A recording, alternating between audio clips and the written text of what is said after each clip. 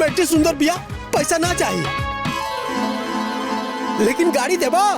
हाँ अरे कुछ देव के सकती नहीं के बा, बिना बाप के बेटी बा, वो कर सका क्यों ना, हमरा बहन को उद्धार कर दे। ए बाबूजी, भला ऐसे कहीं होला का? भगा एक रखे। भागा भागा भागा यहाँ से, भागा। चलो जा यहाँ से, जा चलो यहाँ से। ठीक बा, हम जाता नहीं, तू लोग भी मत करा, हम अन्य जल त्याग देत बानी, आपन प्राण त्याग देव, ना तो हमारा बहन को उद्धार कर दी। ससुर जी श्रीमान सासू जी महान, हमर जेठ मिलन सार जेठानी दिलदार। ससुर जी श्रीमान सासू जी महान, हमर जेठ मिलन सार जेठानी दिलदार। बात व्यवहार सबका के ठीक बाट जी, बात व्यवहार सबका के ठीक बाट जी, हमार ससुरार बड़ा नीक बाट जी, हमार ससुरार बड़ा नीक बाट जी। हमनियों के प्रति रउआ कोनो धर्म फर्ज बा कि ना? ई का कहता नहीं रउआ? अरे रउआ लोग तो हमारा बेटी के बियाह में हमरा से मुंह खोल के कुछ हो ना मांगली, तो हमरो तो अपन आगवत बचाए के बानू, तो हमरो तो अपन फर्ज निभाए के बानू। दामाद भी तो बेटे बराबर न होला। अरे हाँ समधिन जी, हम अपना इकलौता दामाद बेटी के कैसे भुला सकता नहीं। अरे हमर जौन भी धन संपत्ति बा ना, सब ओहिन लोग के बा। अरे ई दुष्टवा के तो हम तो एको बीता ना देहब। आवे दिया ओकरा के, तब हम ओकरा के बतावत तनी। प्रणाम प्रणाम।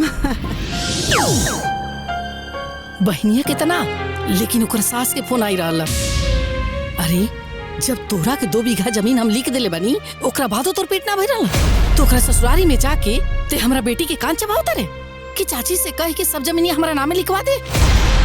सुन, हमर बेटी सीधा बिया, लेकिन हम ना पागल नहीं की, और तो सब कथा कहानी ना ओकर सास हमरा के बता दिले बड़ी।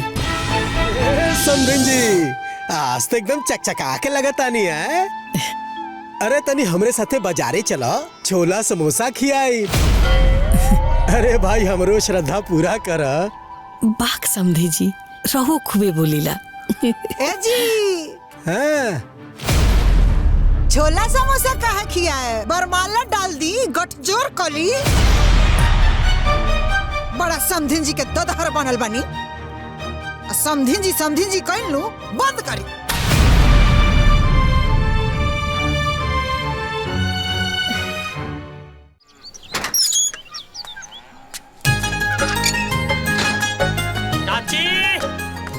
चाची, ए देखा तोहार बेटा आ गइल बा। चाची, ए चाची, ए देखा तोहार बेटा आ गइल बा। चाची, अरे जब जानबे करेलिस कि घरवे में रहिला, तो चाची चाची के का भोपू बजाओ दा जलिस। अरे काहे से कि हम तोरा के भगवान मानेली, अब भगवान के जितना ही नाम लिहल जाला उतना दुख भागेला। इला 1 लीटर दूध, और जाना तारू चाची, ऊ ससुरा दूध में पानी मिला के लेके आवत रहले है। आज हम गइए दूध तक पहुंच गए नी, एकदम शुद्ध खाटी दूध लाइल बानी। ई देखा 2 किलो आलू, प्याज, परवर, मरचा, अदरक। हमर दवैया इला दवाई खे जोतवा देले बानी, बारिश होई बियर पड़ जाई। तू कितना चिंता करेला हमार। अरे चाची, हम न चिंता करब तो के करी?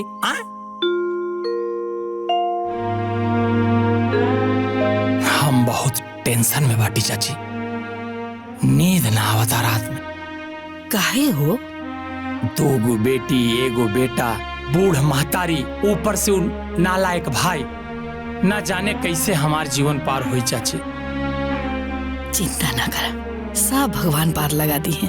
हम कहता भगवान से पहले तोरा से उम्मीद मन चाची। तो करता कि ओखरिये मुड़ी पर धो दे, ताकि 2 बीता और जमीनी में धस जास। जब देखो नु बात करके ऐसा हमार दिमाग धन कोले रहता रहे।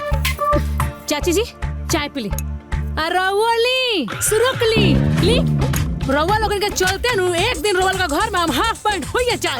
हे सुगी, अरे भोरे भोरे काहे इतना छछरातर हो? अरे का बताइए चाची जी, यहाँ के बड़का भाई कहे खातिर तो हमार भसुर हैं, लेकिन लोहुरा देवर खानी पीछे पड़ रहता नहीं कि अपना बहन से बियाह करा दो। और ये बड़ा चुप्पी सधले बड़े, मन तो करा ताकि इनका लोग छोड़ के नैहर भाग जाए।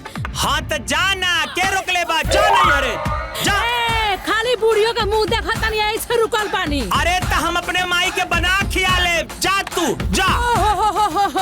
अंडर बियर तो धो आइबे ना करे, अब बना के खिया ले। बोलबू वैसी, अबे काले लुगरी धोए रहे हैं। चुप कर। अरे चुप करा सन रे, का भोरे भोरे लगला सन लड़े? आ तू छगन मेहरारू से ना ऐसे रामझाला ना पारल जाला। अरे जाए दी ना चाची जी, खाली इंकरा के यहाँ पर झूमर पारे आवेला। चाची जी, माला बाबू ने कहा बनी? भोरे भोरे तोरे नियन लड़ाई चली सन ना पड़ेली। हमार बहिना मंदिर गई होई।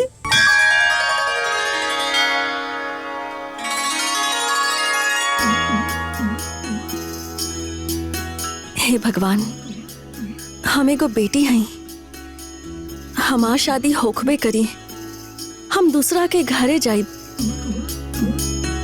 हमरा बस एके बात के चिंता रहेला कि हमरा गईला के बाद हमरा माई के देख रेख कौन करी, वो कैसे रही, ओकरा ख्याल के रखी। भगवान, हमरा माँ के देख रेख सब रउआ के हाथ में बा। ओम नमः शिवाय।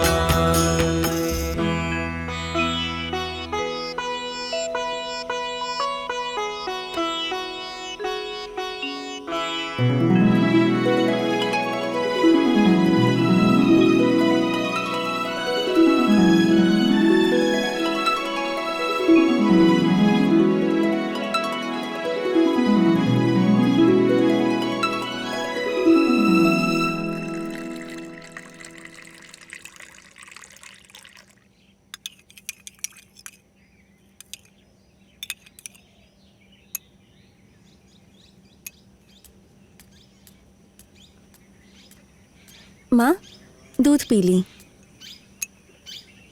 बैठ, अपना खातिर ना ले लू? हाँ, हम दूध पी ले। माँ, अरे हाँ, तोरा हाथ ना पतर होता, और फल के सेवन ना और बढ़ावे के पड़ी। अच्छा जी। माँ,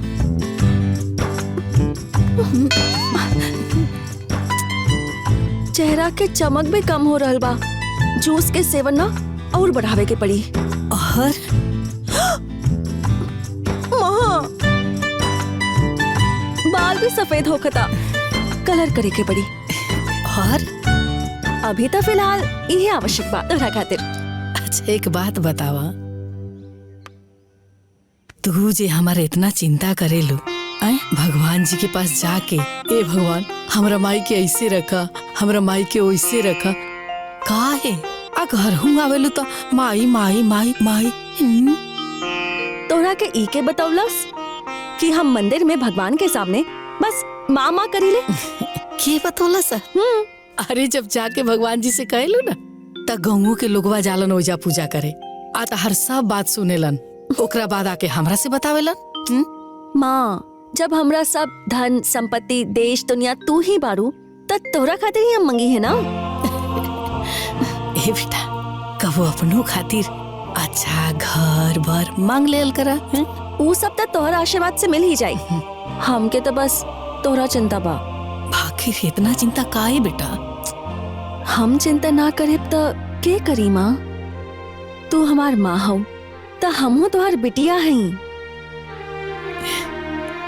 जे माँ अपना औलाद के अपना खून से सिंचले होखे, ओकरा खातिर तो कुछू करल जाता उ कम ही होला। जौन माँ के बराबरी भगवान से होला, तो सोच उ माँ कितना अनमोल होई। यही से जे भी कहले बा, बाकी एकदम सही कहले बा।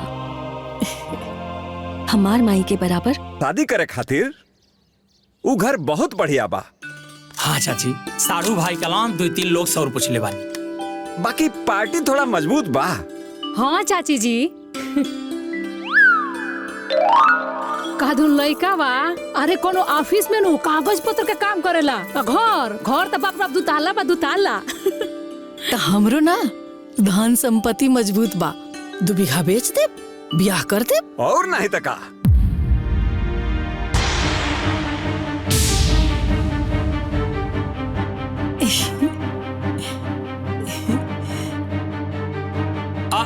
ए बहनिया, चाय ले आओ। हम ना लाई। तो लोग हमके भगावे के उपाय करत आड़ा और हम चाय भी आए। ए दुल्ही, जा जा तू ही जाके चाय बना के ले आ। जी चाची जी। ए बाबू, हाँ। पैसा चाहे जितना लागे, लेकिन हमरा बेटी के ना बढ़िया घर वर मिले के चाहिए। अरे चाची, हमार बहनिया, यह कोनो कहे वाली बात बा।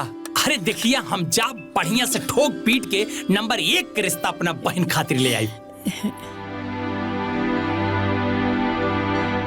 रउआ तो खाली जमीन के सपना सजा के एजी बैठल बानी, आ बूढ़ी हो सब बेच के दहेज सहेजे के फेर में बाड़ी।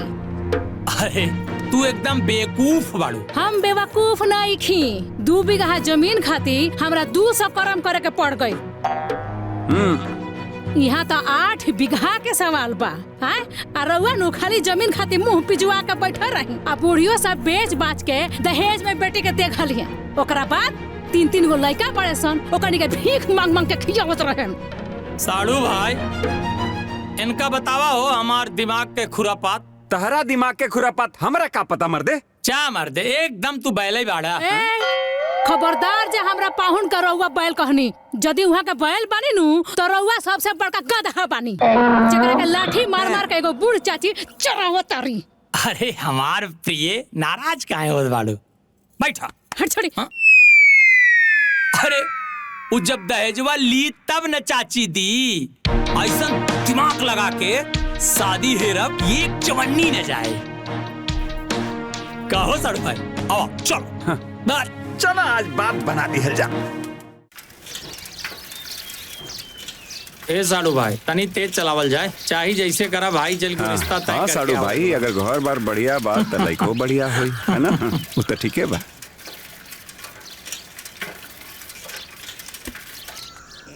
ये अरे मुरारी, आवा आवा आवा। अरे तू बिछोला बिछावा। प्रणाम। गोड़ लगत नहीं। खुश रहा। बिछोला बिछाओ। और सब बढ़िया बहुत बा। दिन बाद में जरा हा। हाँ हाँ, बतौले तो रानी। आवा हो, पैर छुआ। अच्छा, गोड़ छुआ तानी। अरे बतौले तो रानी। अच्छा। हाँ, अरे हमार साढ़ू हवा, इन्हीं की बहन बिया, वही के शादी देखल जाता। अच्छा अच्छा, वो विनीत के ब्याह खातिर। जी रहुआ। बैठी बैठी रहो, बैठी बैठी। ये घर बा, बैठी। अच्छा बोली, अब मुरारी रउआ के ले आयल बानी, एमे कोनो पूछे के बात बा? हो जाए बिया? अरे महाराज के बिटिया बा। बिना अरे ओकर सगा केहू नाम चचेरा भाई बहन, 3 गो लइका, 1 गो बूढ़ मातारी, सगरो जिम्मेदारी हमरे बा। अरे छोड़ो ए भाई, ई का कर पानी है? ई सब कोई तरीका बा? बस एगो गरीब भाई अपने बहन खातिर रउआ के चरण में पड़ा बा। हमरा बहन को उद्धार करा। हे महाराज, हमरा बहन को उद्धार करा। ए महाराज, उद्धार करा महाराज। अरे देखा, अरे तब ले उठब ना। ए महाराज, ऐसे कैसे उद्धार कर दिया? रहुआ तो उनके जाके गोड़ में पड़ल बानी। ऐसे भला कहीं बिया तय होला का बिना लेन देन के? उठा। अरे देवई के शक्ति नहीं सेवा। 3 गो लइका, बूढ़ एकदम लाचार बानी, हमरे पैसा नहीं खेबा। हमरे बहन को उद्धार करा। अरे महाराज, इन्हें अरे मुरारी समझावा, इनके दिमाग में बाकी ना है। बिना पैसा रुपया गाड़ी के बिया ना होई। अरे महाराज, लाचार बानी हम। अरे रउआ राजा दशरथ बानी, हम तुच्छ भाई। और बहन बहुत सुंदर बिया, शादी खातिर हाँ कर दी। अरे लड़की बहुत सुंदर बिया, घरे आई तो पूरा घर उजियार हो जाई। बाकी तनी ये दबाव में बाना, इनका मजबूरी समझी। अरे महाराज, ये दोनों लोग एक के भाषा बोला तानी जा। अरे महाराज, ऐसे भला कहीं केहू शादी करेला का? और ऐसे भला कहीं होला का? अरे हाय देखा। अरे ये सब का होता जी? अरे माता जी, अरे माता जी, रउआ त दया के सागर बानी, ममता के मूरत बानी। अरे बिना बाप के बेटी बिया, ओकर सगा केहू ना बा। शादी खातिर हाँ कर दे, हमारा बहन को उद्धार कर दी माँ जी। अच्छा तू पैर छोड़ो, हम बात करते नहीं। उठा उठा। जब ले बिया खातिर हाँ न कर दे, तब ले पैर न छोड़ब। ओकर सगा केहू नहीं खे, बिना बाप के बेटी बिया। हम चचेरा भाई बहन बहुत मजबूरी में बानी, हमारा बहन को उद्धार कर दे। हाँ ठीक बा, बेटी सुंदर बिया, पैसा ना चाहिए, लेकिन गाड़ी देबो। हाँ अरे कुछ देव के शक्ति नहीं के बा, बिना बाप के बेटी बा, ओकर सगा केहू ना, हमारा बहन को उद्धार कर दे। ए बाबूजी, भला ऐसे कहीं होला का? भगा एकरा कहीं। भागा यहाँ से, भागा। चलो जा यहाँ से, चलो यहाँ से। ठीक बा, हम जाता नहीं, तू लोग भी मत करा। हम अन्न जल त्याग देत बानी, आपन प्राण त्याग देव, ना तो हमारा बहन को उद्धार कर दी। रहुआ कुछ मत मांगी, भगवान बहुत कुछ दी, बाकी हमारा बहन को उद्धार कर दी। बिना बाप के बेटी बिया, ओकर सगा केहू नहीं खेबा। अच्छा उठो, बिया होई। उठो पहले। उठ बाबू, उठ प्रभु, उठ। बिना दहेज के, हो हाँ। बिना गाड़ी के, हो रउआ पूरा परिवार एक साथ बोली, बिना दहेज के, बिना गाड़ी के बिया होई।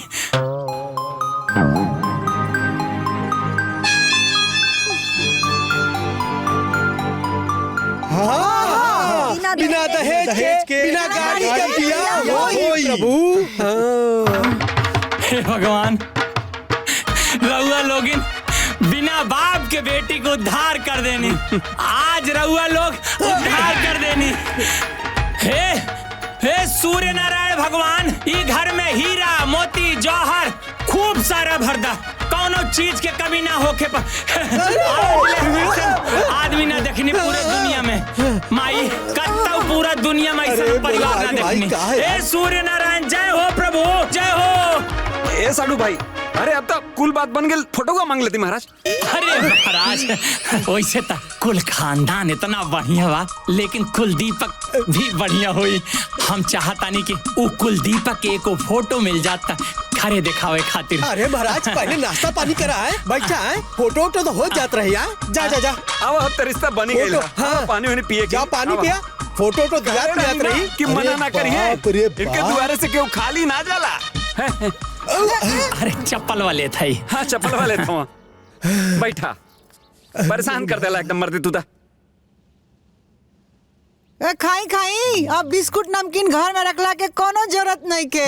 हमारा बेटा के बियाह तय हो गई, अब लड़की वाला लोग के घर आवे जाए वाला झमेला खत्म। बाकी बियाहवा तो फोकटे में नु तय भइल बा माँ जी, उहो ई जमाना में। समझावा अपन बहू के, अपन वाला केमिस्ट्री। अरे केमिस्ट्री ना बाबूजी, माई के गणित नु चलेला। ए बाबू, सारा दुनिया गणिते पर टिकल बा। हमनी के कोनो पॉकलेट नहीं खीसन कि अपन कमासुत बेटा के बियाह फोकटे में तय कर देनी सा। काजी? हाँ जी। हमनी के कितना दहेज मांगती सन? 2 लाख, 4 लाख, 6 लाख, बाकी उससे कई गुना बेसी दहेज जब वो पतो आई तो लेके आई। ऊ कैसे अम्मा जी? अरे वो वैसे कि अपना माई बाप के अकेला औलाद बिया। काजी? हाँ जी।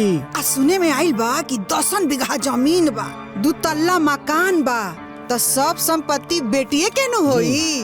आ जब पतो बन के आई तो हमार होई। अरे बबुआ जी, राउर बियाह तय हो गइल। अरे माई, ऐसा चिहात काहे बड़ा तू? अरे तो हमरा से पूछे के मने बतावे के तो चाहिए ना। काजी, कहीं सेट कैले बानी का? अरे हम बतावा तनी। उ लड़की के चचेरा भाई और ओकर साढ़ू आयल रहले, बाबूजी के गोड़ धर लेलस, माई के गोड़ धर लेलस।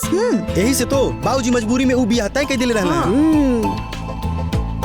एक काम कर, खूब बढ़िया से लड़की के फोटो निहार ला। ना ना, हमरा लड़की देखे के बा।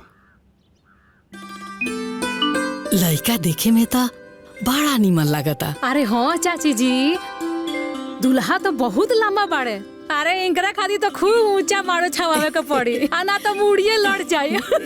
देख ले पगला के बेवकूफ नियन बतिया बताड़े। का दून मुड़िए लड़ जाए। तेहू ना का हरदम बेचारी के लुलू अइले रहेलिस। अरे चाची जी, मुंह के बिगड़ल कहीं मुंह के बिगड़ल। लोगवा ठीके को कहावत कहेला, इहे मुहवा पान खियावेला और इहे मुहवा लत खियावेला। अरे ए महाराज, रउआ बिना लगन के सहनाई बजावे लगनी, देखा ताड़ू ना। हाँ तो हम सहनाई बजावत तो रउआ नाची। आखिर इनकर सारुए भाई नु हई, हमें हाथ मिलाइबे करे। अरे विभात्मा, हाथ जोड़ता ने, गलती हो गई, माफ कर दो। दीदी सही कहेली, जब तोर इज्जत उतर जाला ना ते शांत हो जालिस। ए बाबू सुना ना, लड़का तो और तुम लोग के बात विचार से सब बढ़िया बा, लेकिन इ तो बाहर के जानकारी बा, भीतरों के जानकारी लेहल जरूरी बा ना। काहे कि हमारा बेटी के बियाह करे के बा। तू जाके उ लोग से कह द कि कल गांव के मंदिर में दिखौती हो, ठीक ना?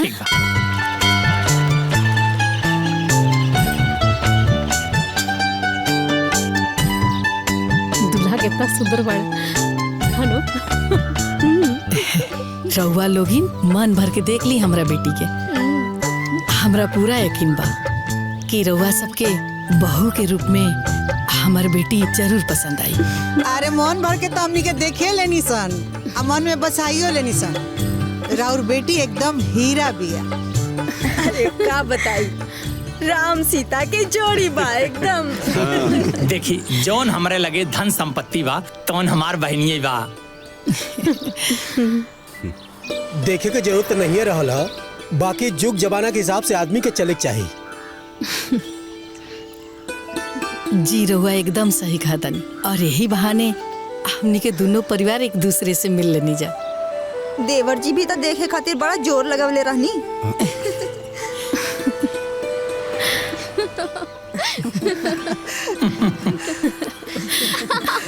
अरे हम तो कहतानी कि पहले दोनों आदमी को अकेले तनी छोड़ दिहल जा, ताकि एक दूसरे के बारे में सोच समझ ली लो। अरे हाँ हाँ, काहे ना, दू गो भौजाई बाड़ू लोगिन, लेके जा लोगिन, बात करावा लोगिन।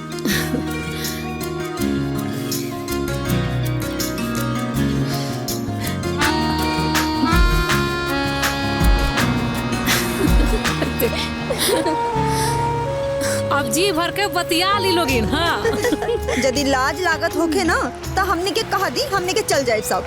अरे ना ना, अरे ए दीदी, लगता जीजाजी शर्मात बड़े, ऐसे खड़ा बड़े। का जीजाजी बोली ना। का जी नाम हसाई कि कहीं की दुल्हे गूंगा बा। ए छोटको, ई तो बहुत लजाता रे, तू ही कुछ कहा। का जी बोतले बानी का? अरे कुछ शुरू करी।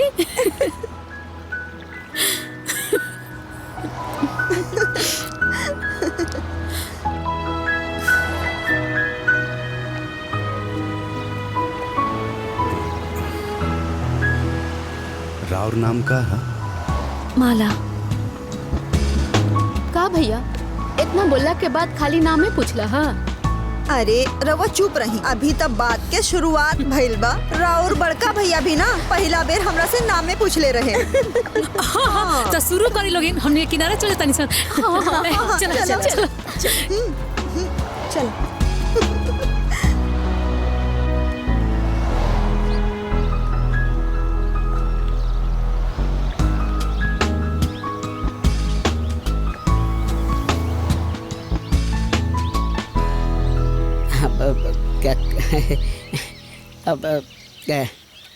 अब तो हमनी हित कुटुम हो गई नी, घुमा फिरा के बतियावला से का फायदा।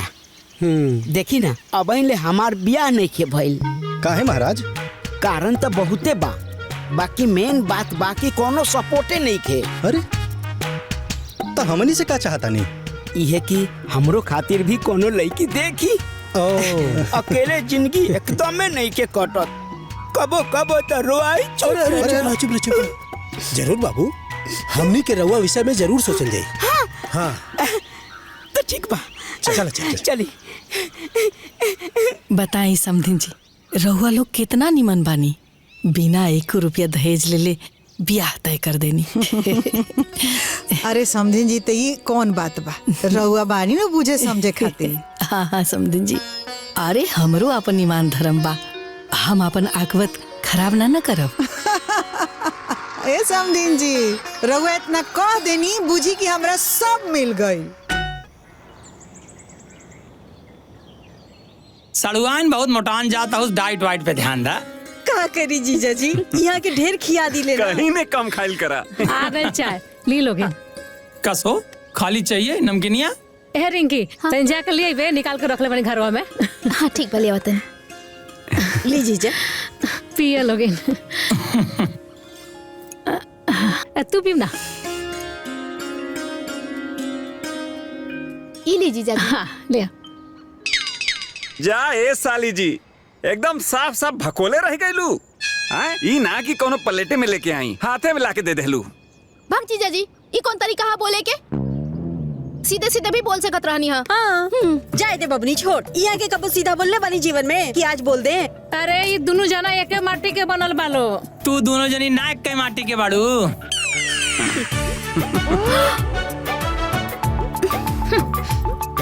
ले बने।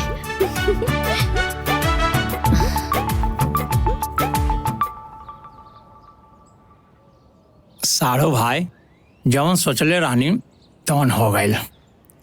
शादी विवाह सब निपट गईल, एको बित्ता जमीन आ गईल। छगन बाबू 12 बीघा के और 8 बीघा चचिया के, कुल मिला के 20 बीघा के मालिक हो गए। हमार सुगिया 20 बीघा के मालकिन। ई तो बात बा।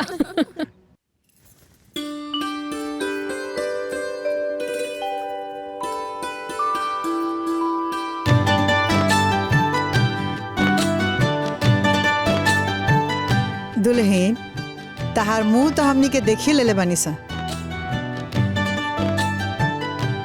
बाकी तहार मुंह देखाई बाकी बा।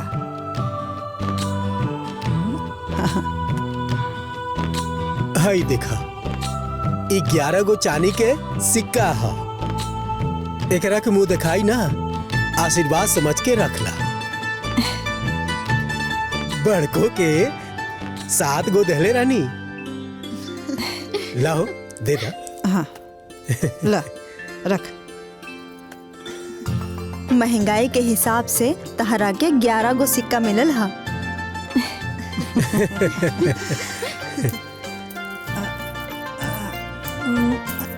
आज ले तहरे खातिर रखले रहनी।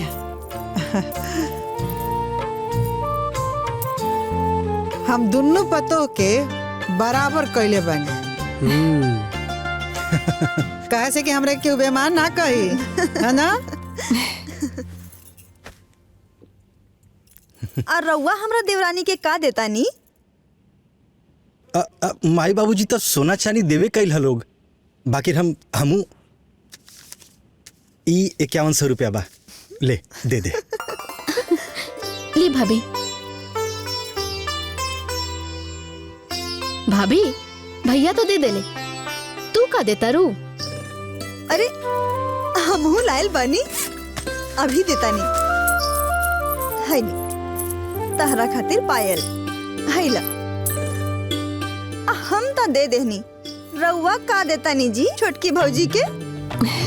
ननद लोग भाभी के देवेली ना, उल्टा ले ली। हम तो भाभी से नेग ले।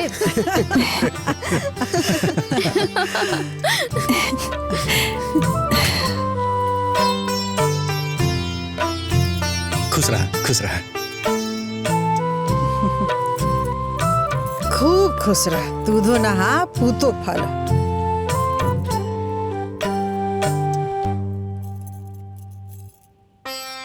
बस बस बस, खुश रहा खुश रहा।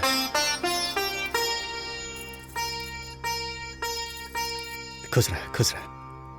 अरे ना ना ना ना हमरा के अंगना में गोड़ लागल जाई। चला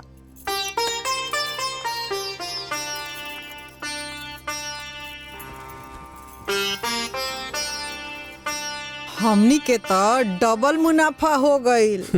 दान दहेज आ दुल्हन काजी। हाँ जी।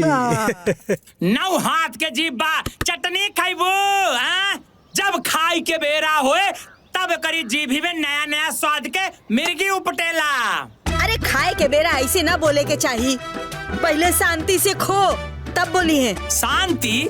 अरे हमरा जीवन में शांति। 2 गो बेटी 1 गो बेटा, हम कितना टेंशन में बानी हम जानतानी।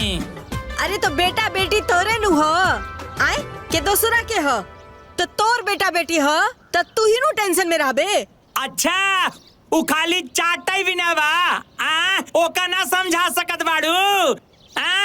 जौने दिन हमार दिमाग खराब हो जाई ना वो दिन देखबू का खराब होई। का हो जी? का खराब होई? का खराब होई? बोली ना। कब से राउर भाषण हम बर्दाश्त करता नहीं। हां ढेर अपना आपके नबाबी बनल बानी। रउआ जोन जोन मन कला तोन हम बना के दिले और वो ठुसबो करिले। आज हमरा आम का चटनी खाए के मन कर दलस तो रउआ मिर्गी पेट में पैखड़ा मरले बाटे। हां बोली ना का करब? अरे बोल काहे नहीं? अरे काहे खिसियात बाड़ू? आज तक जोन कहेलू वो हम ना लाइल बानी। जोन मंगावेला ना आवेला। अच्छा उतर गई गर्मी, ठंडा गई तेजी। अरे तोहरे सामने हमारा औकात चलेला का? तू एक काम करा, एक ढाक के रखा। हम चट गई नी पट चटनी खातिर आम तोड़ के लाई तब खाई। अरे जोर बेटा, जब तक तू बेइज्जत ना हो जाले तब तक तोरा शांति ना मिलेला। अब जो आम ले आ। बैठी रहो माई। अरे चप्पल दे हमार। चप्पल चाहिए? बाप रे बाप, किसन का मर्द। ए कुटुम, अब तो हमनी रिश्तेदार हो गई नी जा। ई रिश्ता के आगे बढ़ावल जाओ। का करी जब घर पे रहेला नु अकेले जान कुल अनहार लागेला। कबो कबो तो रोई छूट जाला। अरे अरे ऐसा ना कहे के चाहे मदन बाबू। रुआ बियाह के बाद हमनी के चलैले बानी सा। अच्छा हाँ। तो बात आगे बढ़ल। हाँ 50% कंप्लीट हो गइल बा और 50% अभी बाकी बा। वो 50% जल्दी कंप्लीट करी ना। कुछ पैसा कौड़ी लागी तो हम खर्चा करे। पैसा कौड़ी के छोड़ी ना, 2-4 बीघा जमीनों दे दे। अरे का हितराम, आजो बियाह के चक्कर में पड़ल बाड़ा। अरे अब तो बियाह के उम्र बीत गई महाराज। हमार बियाह के उम्र पार हो गई, हमार उम्र खत्म हो गई। काहे कि सब कुछ रउए मालूम बा। रउआ बड़का ज्ञानी हो गइल बानी। हित है तो कुछो बोलब। हाँ ए महाराज, हम का बोला तानी? एगो अनहरो आदमी देखी नु तो कही कि रउआ बुढ़ा गइल बानी। हमार बुढ़ापा? ए रउआ बुढ़ा गइल बानी, रउआ बुढ़ा गइल बानी, सचिया गइल बानी रउआ। ए महाराज तनी दूर से चाहो गिर जाइनु। मतलब का हम बुढ़ा गइल बानी का? कौन मारा हमरा बियाह करे के बा? बड़कू हित से ऐसे बात कर जाला। सुनी रउआ, समझाई इनका के। एगो रउआ बानी जे इतना प्यार से हमरा के अपना रिश्तेदार के अपना घरे रख ले बानी। इतना प्यार से बतियावत तानी। एगो ई बारे ई सुनी, हम रउआ खातिर ई घर में नहीं की, हम इनका खातिर हई। और रउआ हमार हित बानी की दुश्मन? हम रउआ लगे 1 मिनट ना रुके, जाता नहीं। जाए। अरे मोर ए मगर बापू तो रुकी आई बैठी। अब कुटुम हम यही जा 1 मिनट ना रुके, जाए दी हमरा। अरे सुनियो ना जाता नहीं, रउआ खातिर नहीं की, जाता नहीं हम। अरे हाँ जाई। ए मदन बाबू, ए बहन तू बता हमरा के कोनो आपन दुख केकरो बतावे तो ओकर दुख तकलीफ दूर करे के चाही कि ओकर मजाक उड़ावे के चाही? का भइल भैया? तू ही बतावा। कोनो आपन दुख तकलीफ अपन कुटुंब हित के बतावे लनु। उ हित कुटुंब के हमार दुख दूर करे के चाही तो उ हमार दुख सुन के और हमार मजाक उड़ावतारन। के तोहार मजाक उड़ावताड़ा? तनी आराम से बोला। तू हितई में आइल बाड़ा। ठीक बा ताहर जेठ जी। उ तरह के का कहले बानी? बहन तोहरा तो मालूम है बा हमार शादी वाला मैटर। तहार सास ससुर 50% मान गए रहलन, बस हम 50% और हाँ कहवावे ही वाला रही कि उ ई बीच में आके हमार जवानी पर सवाल उठा के हमार पूरा सपना पर पानी फेर देलन। अच्छा हाँ समझ ले कि हम यहाँ से तोहर भौजाई लेके जाती, बाकी ई तहार जेठ हमार जिंदगी खराब कर देलन। का भैया यहाँ तो आके ई सब शुरू कर देला? बहन तनका हम प्रयास करत हनी। देखा ये अपन प्रयास कहीं और जाके करा।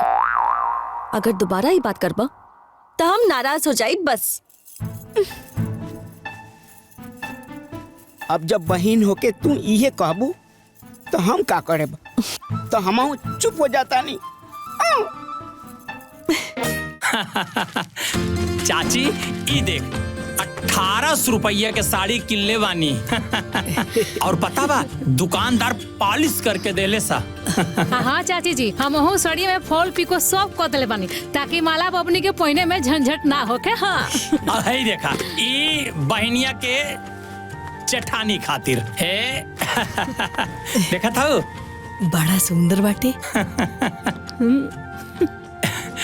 ए चाची हम अपना बहन के हर मौका में कौनो कमी नहीं होके देव।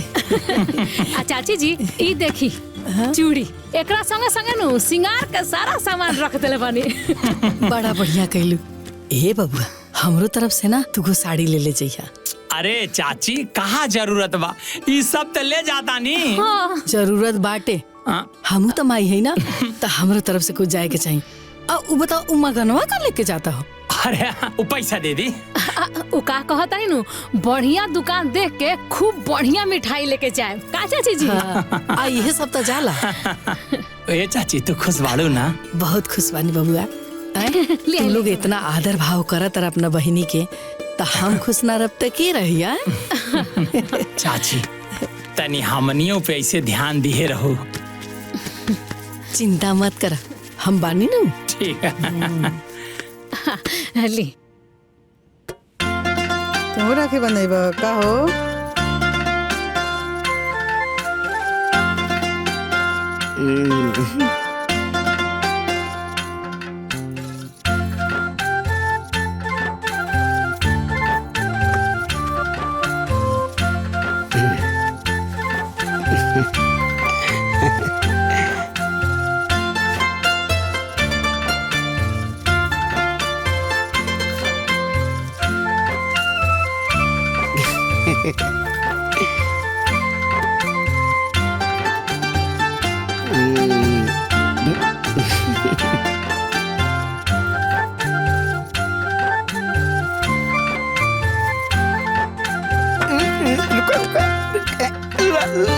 अरे भैया पहले तू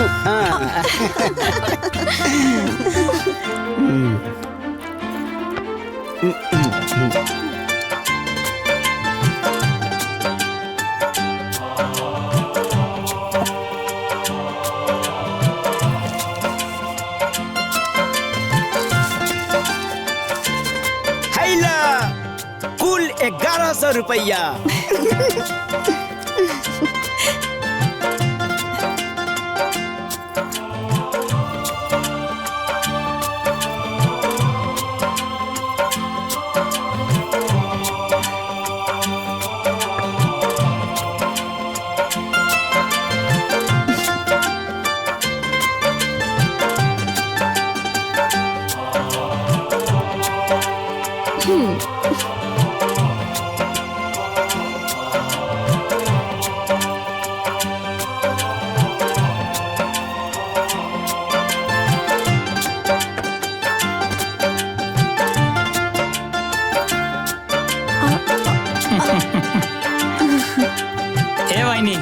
सबके दिखा दा डबल नेग के साड़ी ले आयल बानी। अरे एमे दिखावे के का बात बा भैया, सबके पता बा कि हमार छगन भैया के जवाबे नहीं के।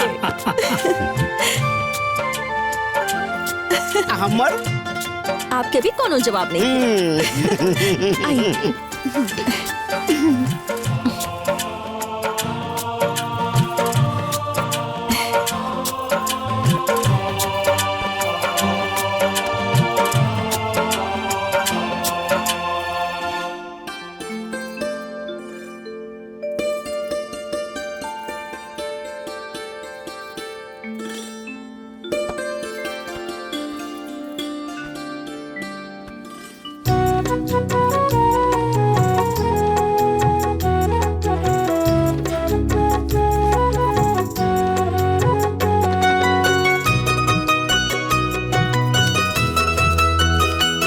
इला बहन तू ला 1100 रुपया।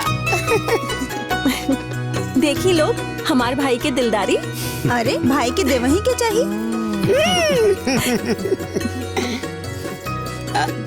रुको हाँ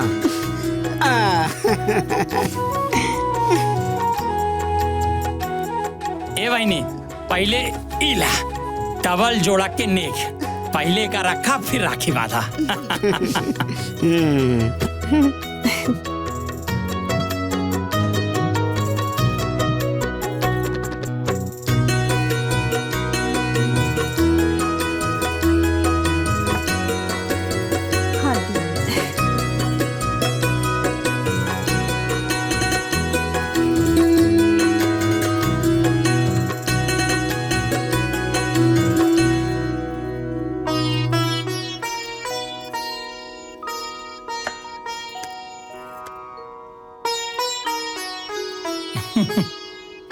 रसगुल्ला खाला।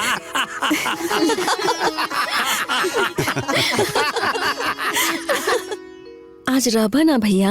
अरे राय के तरह कौन भाई अपने बहन खिया ना रहे चाहेला? आ? लेकिन हम बहुत परेशानी में बाटे। कौना परेशानी हो? तू तो जनते बाड़ू, 2 गो बेटी 1 गो बेटा, ऊपर से पूरा परिवार के खर्चा, अकेला आदमी। यह सब सोच के दिमाग पागल हो जाता पूरा। तू काहे दिमाग पागल करत आड़ा? ये सब हो ही ना। ए भैया उस चाची के फोन करके बोलना कि जमीनिया हमारे नामे कर दे। आखिर में तो तोर भाई है ना, तो जमीनिया तो हमारा भैल नो। चाची से कह के लिखवा देना। ठीक बा, तू चिंता ना कर, हम माई के फोन करब।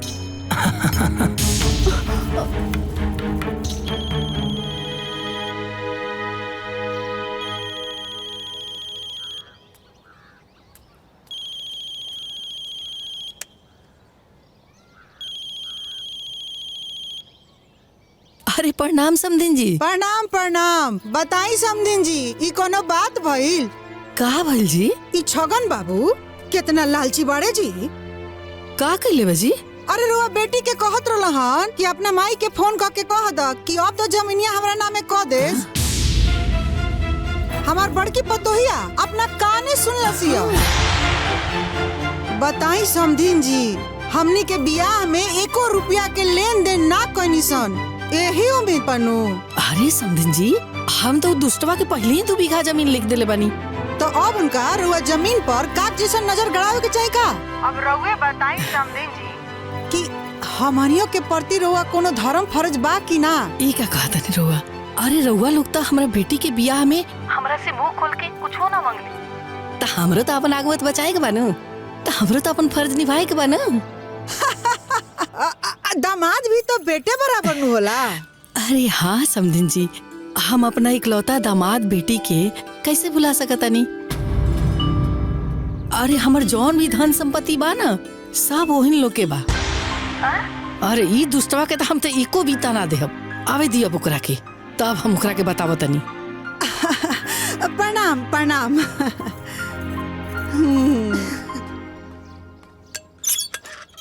हे चाची, चाची, हे चाची, हे चाची, तोर बेटवा अपना बहन की से चकचका हुआ राखी बनवा के आ गइल बा। चाची, हे देख राखी, भाई बहन के अटल प्रेम के निशानी।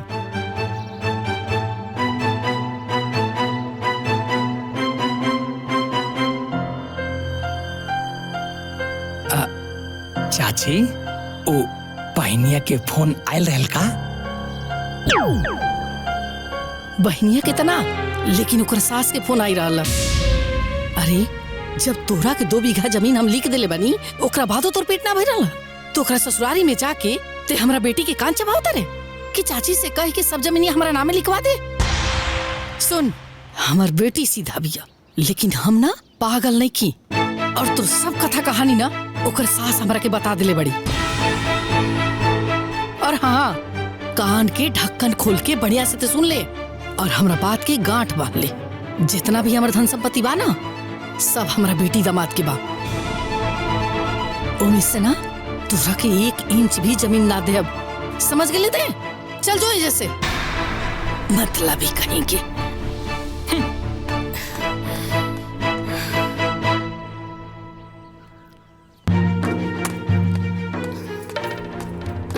का पता?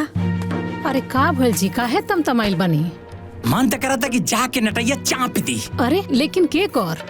वह चचिया के इतना दिन से नौकरी न कैनी, गुलामी करत रह गईनी, उल्टा पलट गई। कहत कि सारी संपत्ति बिटिया दामाद के देव, 1 इंची न देव। रउआ जाके उनकर नट्टी दबाई और हम राउर कपड़ा फोड़ दिले।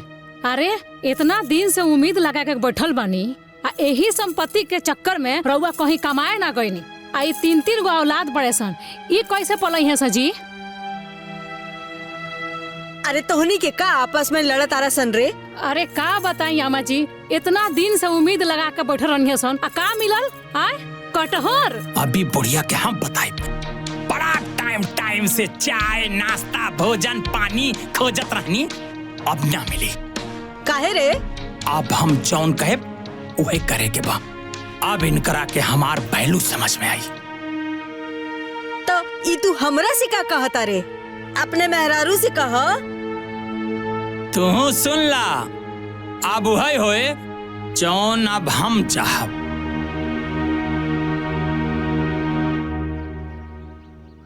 बतावा चाची, इस सरवा छगनवा हमार भाई ह कि दुश्मन? बिना बतौले न जाने कहाँ सबके लेके चल गइल बा। आ फोन करतानी तो उठाओ तो नहीं खे।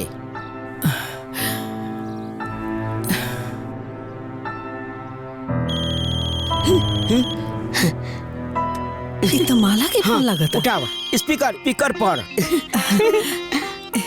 हाँ बेटी। प्रणाम माँ, खाना पीना हो गई? अरे खाना तो छोड़ा, अभी तक हमनी के चायो पानी नहीं के भइल। अरे अभी तक ना खाना ना चाय, काहे माँ? ए बेटा बनी तब नु। पता ना छगनवा पूरा परिवार के लेके सवेरे से कहाँ भागल बा। तोरा के जाए से पहले छगन भैया ना बतवले का? ना बेटा। अरे बहिन, इस सरवा बहुत मन बड़ू हो गइल बा। सुबह से दोनों जना बिना चाय नाश्ता के बाड़ा लोग। हाँ बेटा, ऊपर से ते देखना हमर देह धमसल लागता, मन भारी लागता, कुछ ठीक नहीं लागत बेटा हमरा। अरे बहिन, चाह बिना हमार कपार दुखता। अच्छा रुका, हम अभी छगन भैया के फोन करातानी। का भइल दुल्हन, नैहर में सब ठीक बानू? देखी ना, माँ अभी ले खाना भी नहीं के खैले। पता ना छगन भैया पूरा परिवार के साथ कहाँ गइल बाड़ा। हम अभी छगन भैया के फोन करातानी। हाँ बहनिया बोल। भैया, माँ सुबह से बिना नाश्ता खैले बिया, तो के बोल के जाए के चाहिए ना। हे बहनिया, हम प्रधानमंत्री तो है ना, हमारा प्रोग्राम टीवी पे आई, कब कहाँ जाए के बा। अब इमरजेंसी आ गई, आ गई नहीं। ऐसे काहे बोला ताड़ा भैया? तोरा के तो माई के चिंता रहे के चाहिए ना। हे बहनिया, तोरे मैयो के तो हमार चिंता रहे के चाहिए ना। ए लालची स्वार्थी, 2 बीघा घपच गईले तब तोरा शांति ना मिलल। ए माँ जी, तो रउआ का बिना पैसा के वकील बोलता नहीं? भाभी, तो के हमरे घर के लोग से ऐसे बतियावे के चाहिए का? ए बाबू नी, तो रउआ माँ जी के रो भैया से ऐसे बतियावे के चाहिए का? ये सब बात छोड़ा, कबले घर पहुंचा तारा लोग?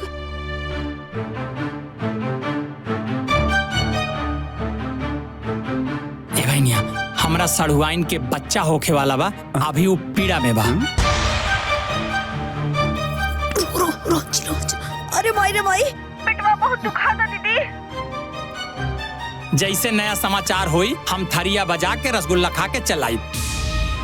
तबले माई के खाना पीना के का होई? अब हम का बताई बहन, तू देख ला।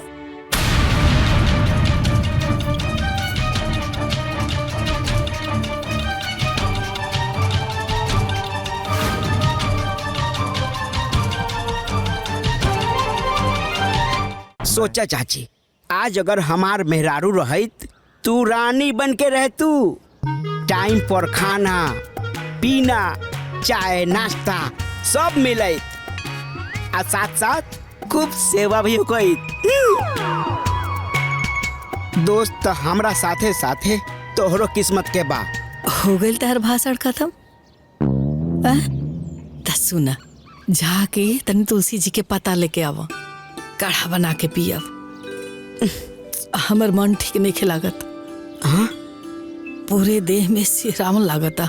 ठीक बा चाची, हम तुलसी के पता लेके आवता नहीं। चाची सुन ना, खाना तनिका बेसिए बनैया, हाँ? यहू बेर चल जाई आ रात में ये भोजनवा खा लेल जाई। हाँ? ठीक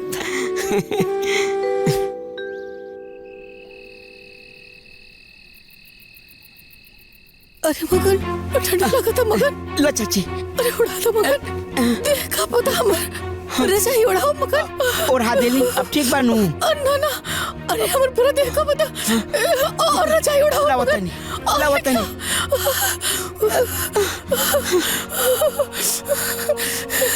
अरे बाप रे। ला चाची, ले आई नहीं, ले आई नहीं। हाँ ला, ई ला। अब ठीक बनू? अरे तेरे ऊपर से उड़ाओ मगन और देखा पता। चाची ठीक बारू? माला के फोन बा।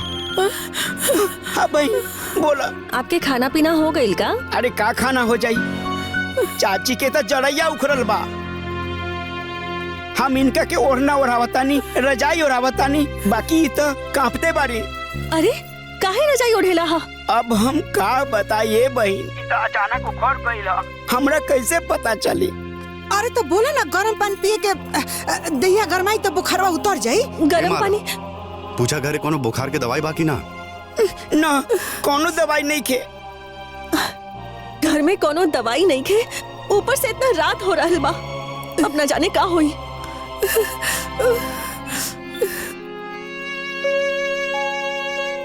अरे घबरा लोग मत, कहता ओइजा जाके हम डॉक्टर के बुला के दिखला दी।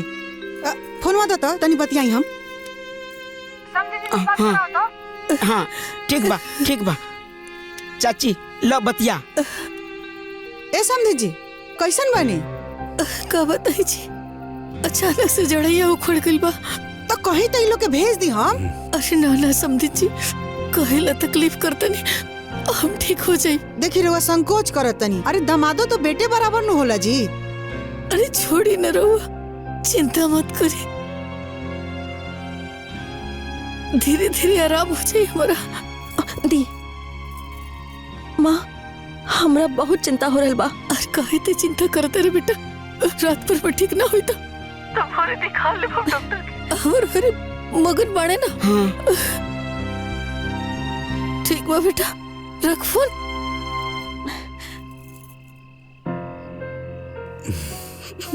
माँ जी सब ठीक हो जाए।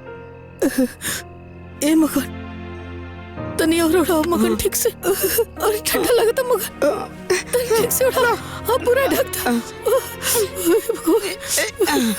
भगवान।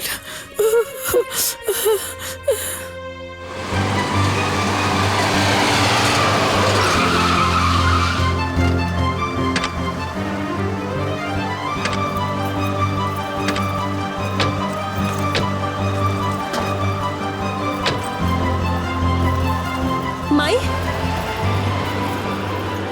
माई,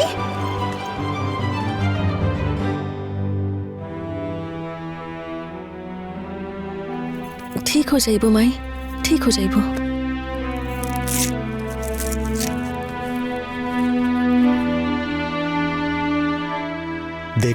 इनकर बीपी बढ़ गई बा, हार्ट बीट भी बढ़ गई बा, बुखार हो और बढ़ भी सकेला। भर्ती करे के पड़ी का डॉक्टर साहब? डॉक्टर साहब, अगर भर्ती करे की जरूरत पड़ी तो हमने के भर्ती करा देब सन। नहीं नहीं, भर्ती कैले के कोनो जरूरत नहीं। बाकी यहाँ के काफी लापरवाही बा, यहाँ के परहेज करे के पड़ी, आपन देखभाल खुद करे के पड़ी, नहीं तो बीमारी दिन पर दिन बढ़त जाई।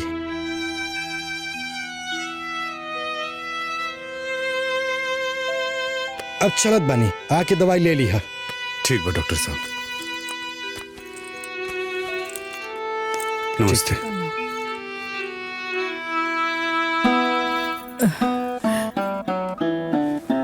ए माँ जी, रउआ हमनी के साथ चली। रउआ एजा अकेले रहब तो अपन तबीयत और खराब कर लेब। अरे नहीं बबुआ, तू समझत काहे नहीं की जौना घर में हम बेटी के बियाह कैले बनी, कन्यादान कैले बनी, ओ घर के खाना पानी खाइब त हमरा पाप लागी।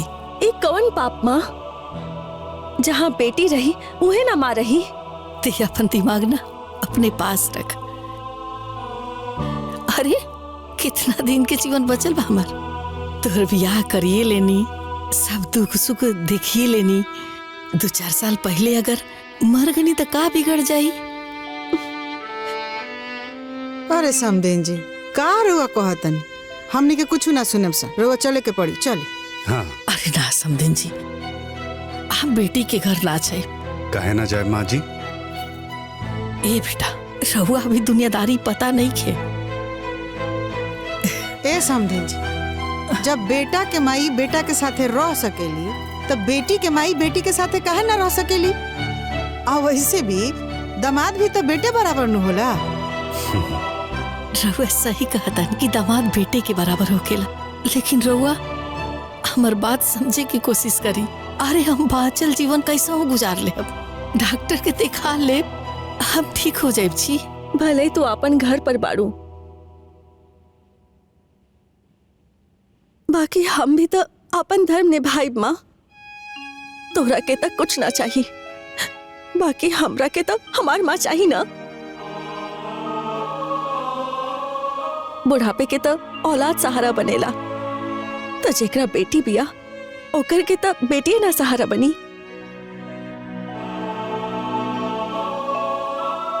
या तो हम तो होके यहाँ से ले जाए, या तो हम ना जाए। तू पागल हवे कारे? हाँ, हम पागल बानी। अरे चाची, चल जाना, काहे जिद कैले बारू? हाँ। अरे तू तो किस्मत वाली बारू, तहार बेटी तहार इलाज सेवा करे खातिर अपना घरे लेके जाल चाहता रही। न तो आज के जमाना में लोग के बेटा भी साथ ना देवेला। चली समदिन जी, अब इतना सुनला के बाद रुआ रह नहीं की सकत। चलिए। हाँ माँ जी, चली चली। माँ हम पैर पड़ता नहीं, माँ हम पैर पकड़ता नहीं, माँ चली ना हमरे साथ।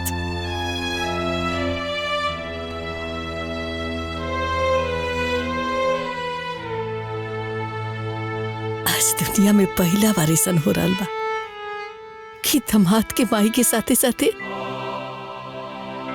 बेटी की भी माई रही। चलिए तैयार हो जाइए, उठिए। हाँ माँ जी। चला।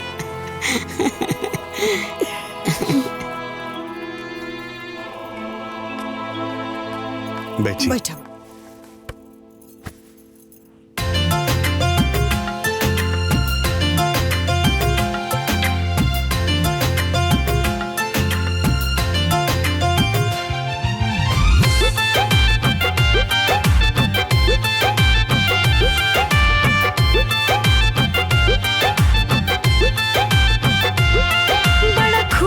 बाड़ी माई आज हो, लेके जाले बेटी दमाद हो। बड़ा खुश बाड़ी माई आज हो, लेके जाले बेटी दमाद हो। होई खूबे आदर, मिले खूबे प्यार, चल देहली माई अपना बेटी के ससुराल। चल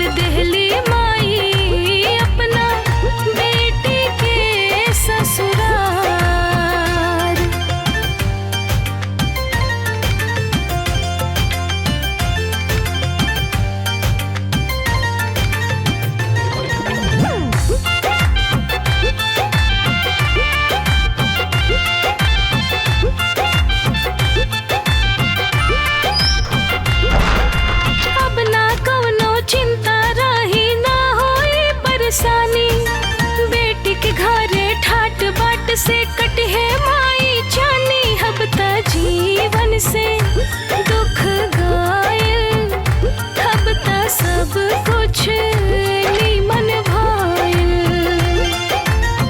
माई के ठिकाना अब बेटी के घर द्वार, चल देहली माई अपना बेटी के ससुरार, चल देहली माई अपना बेटी के ससुरार।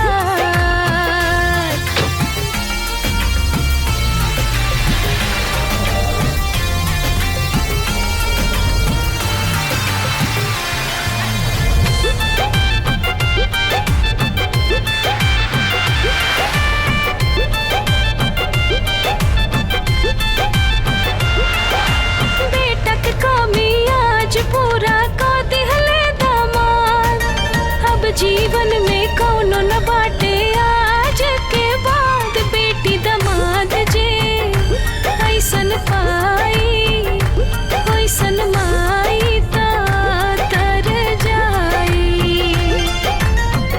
बेटी के ससुरा में मिली सत्कार, चल देहली माई अपना बेटी के ससुरार, चल देहली माई अपना बेटी के ससुरार। अरे सारे बेईमान, बीबी के गुलाम, सरवाइन के नौकर। ए सारे मारा एक लाठी न त लंबा हो जाइबा। तू हमरा के का मारबे?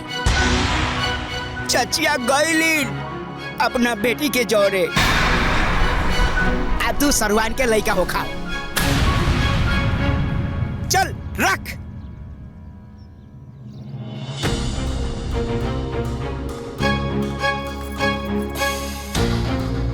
का भइल जी, काहे इतना टेंशन में बनी? चाची हम मलवा के घर चल गए। ला अब जोता जमीन, अरे 20 बीघा जमीन का सपना लेकर बैठा रहा, वही जमीन के चक्कर में बहरा तू कमाए ना गइल। अब कमा कमा के दू गो बेटी संगे कर पिया, निकम्मा निठल्ला आदमी। अरे तेरा पता थोप आवे पढ़न याद ऐसा मरद के। ए दुल्हन तनी चपका के लगाव, हमरा समधिन जी के कपारे पर ठंडक पहुँचे के चाही। ए तू काहे खड़ा बड़े? बैठ, समधिन जी के गोड़ दबाओ। अच्छा माई। समधिन जी भी तोरा माई बराबर बानी, खूब सेवा करिए। दबाओ बढ़िया से, ऐसे ऐसे, हाँ दबाओ, ऐसे दबाओ।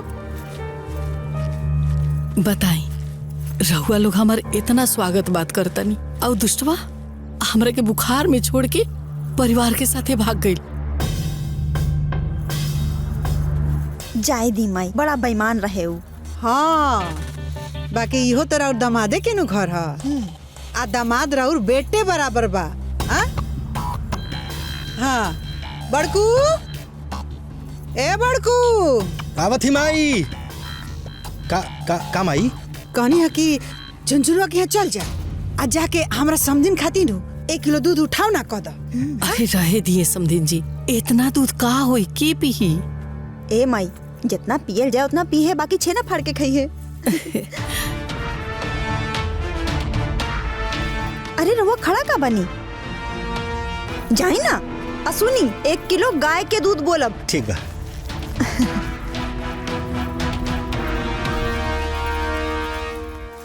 माँ जी चाय। पहले हमरा समधिन जी के चाय था, हमरा के बाद। ठीक बा माँ, चाय। माँ जी सुनला सब के हो, आज के बाद ई घर में जौन कुछ भी होई सबसे पहले हमरा समधिन जी के। ए माई। हाँ हम जाता नहीं बाजारे, ऊ माँ जी खातिर दवाई लावे के बा। और थोड़ा फल भी लेते आई। ए बबुआ खाली फले ना, काजू किशमिश बादाम आ ई खून बढ़ावे वाला एगो होला, ओकर का नाम होला? मुनक्का। हाँ मुनक्का भी ले ले आइहा। अरे समधिन जी ई सब की का जरूरत बा, रहे दिना। अरे काहे ना जरूरत नहीं के समधिन जी, हैं? अरे अधिकार से रही, इहो आपके बेटिया के घर है।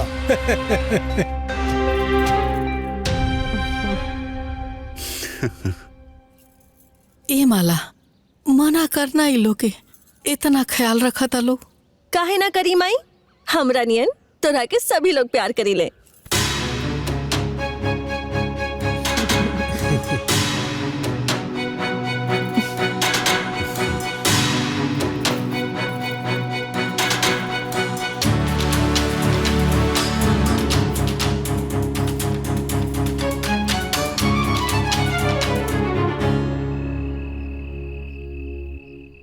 अब कैसन लागत रहुआ? ठीक लागत? बढ़िया लागत जी। हाँ चली खूब अच्छा। माँ जी दुल्हीन, हम पहला ही नु कहनी हा कि सबसे पहले हमरा समधिन जी ओकरा बाद केहू के।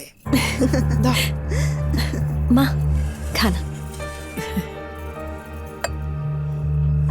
छोटकी रोटिया में घी लगा दा। देखा माँ, हमार ससुराल कितना बढ़िया बा। अभी रोटी में घी लगा के लावतानी। ए पंखवा भुला गेल रहनी। ई केने रह गईली? कहाँ रह गईली हो? जल्दी आवा। हाँ माँ जी आ गेली।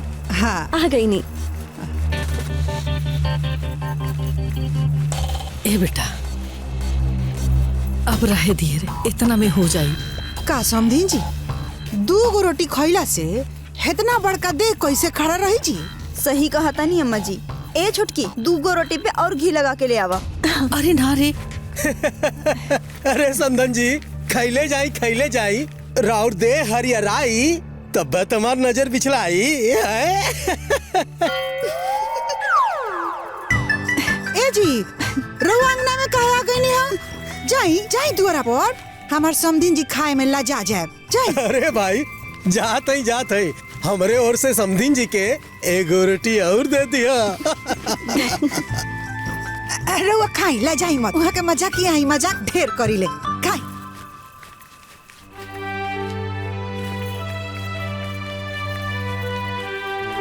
का खाई समधिन जी।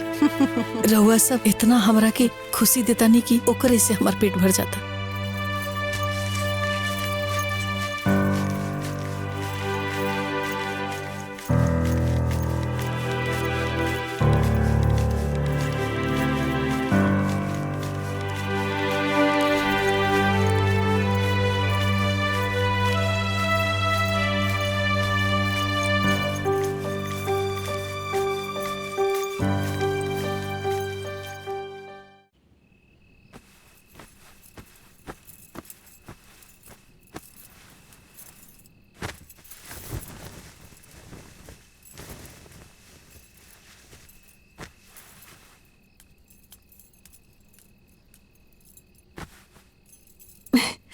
आई माँ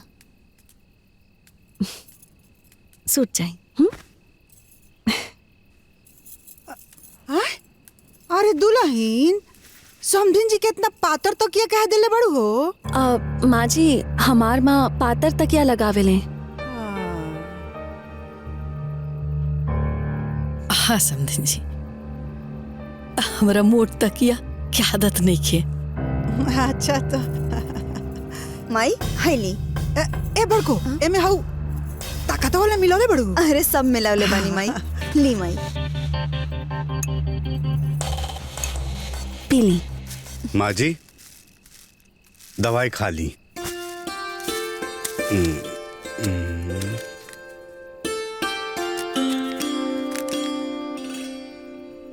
पी ली। दामाद जी इतना दवाई? ठीक होके के बाद दवाई खाए के पड़ी ना माँ। अरे तू चिंता मत कर माई, हमनी सब मिलके इतना सेवा करब जा कि बस 2-3 दिन में तहारी सब दवाई बंद हो जाई।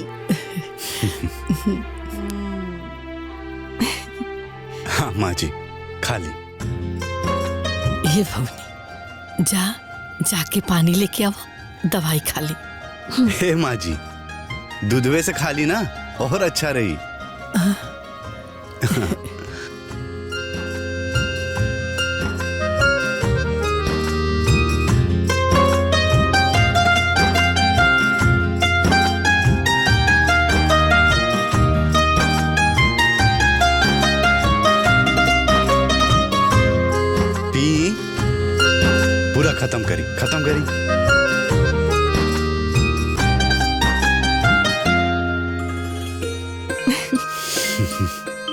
ए बाबू, तू हमार बड़ा सेवा कैला, जाके तू आराम कर ला। ए समधीन जी, अभी तो शुरुआत बा, आगे आगे देखी।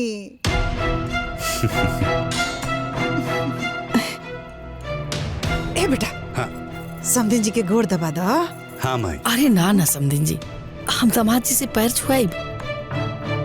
हाय देखो कैसन बात करो तनी रहुआ। अरे दामादो तो बेटे बराबर नु होला। ए बबुआ दबाओ दबाओ। हाँ अरे ना ना, काहे हमरा पाप के भागी बनाओ तनी। हमारी बेटी बिया ना, दबा दी।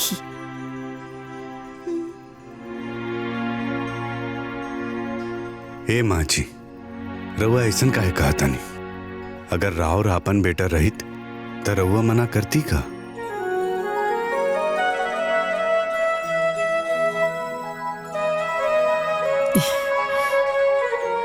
हे माँ जी, इतना संकोच मत करी। चली लेटी।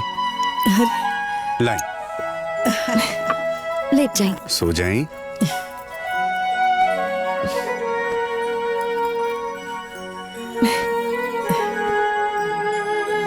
बिटिया दामाद दोनों मिलकर सेवा करो।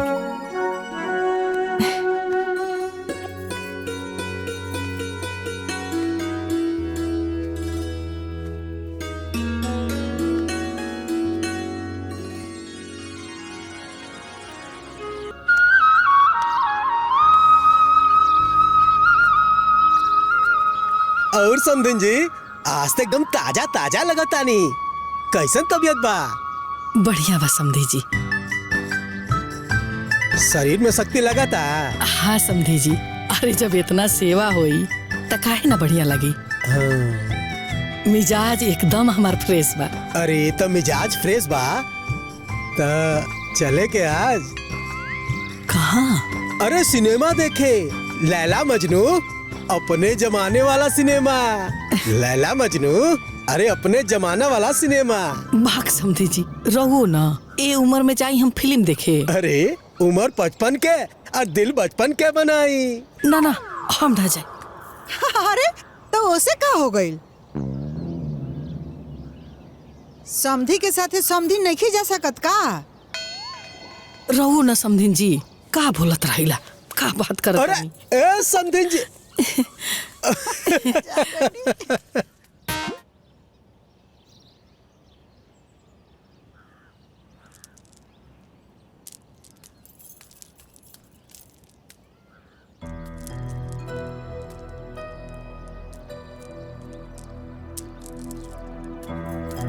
ए समधीन जी, बताई रहुआ हेजा बैठल बनी, हम रहो के कहाँ कहाँ न खोज लेनी।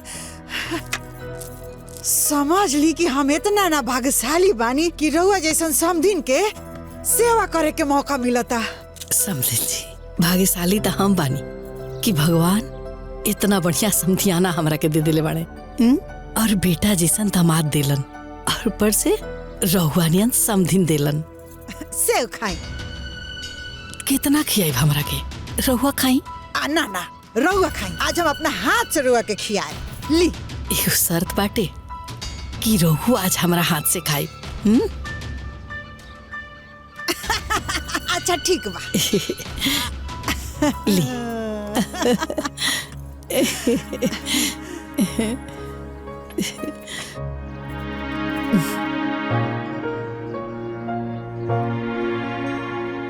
ए समधीन जी, कुछ सोचा नहीं? का जी? अरे उहे बतिया। कौन बतिया? अरे बेटी राउर, दामाद राउर, समधियाना राउर, आज जब यही जा रहे के बा तो उन्हें की झमेला काहे के रखे के बा? किने की झमेला जी? अरे उहे राउर जमीन जायदाद, घर दुआर, धन संपत्ति। आज जब दामाद के बेटा मानी ले बानी तो काहे की देर करतनी? ठीक कहा तानी समधीन जी। अरे हमर सब धन संपत्ति तो आजो हमरा दामादे के बा, आ काल्हो हमरा दामादे के रही। एमे देर के कोनो बात नहीं खे, खाई रहुआ। अरे वो सब खत्म कर दे।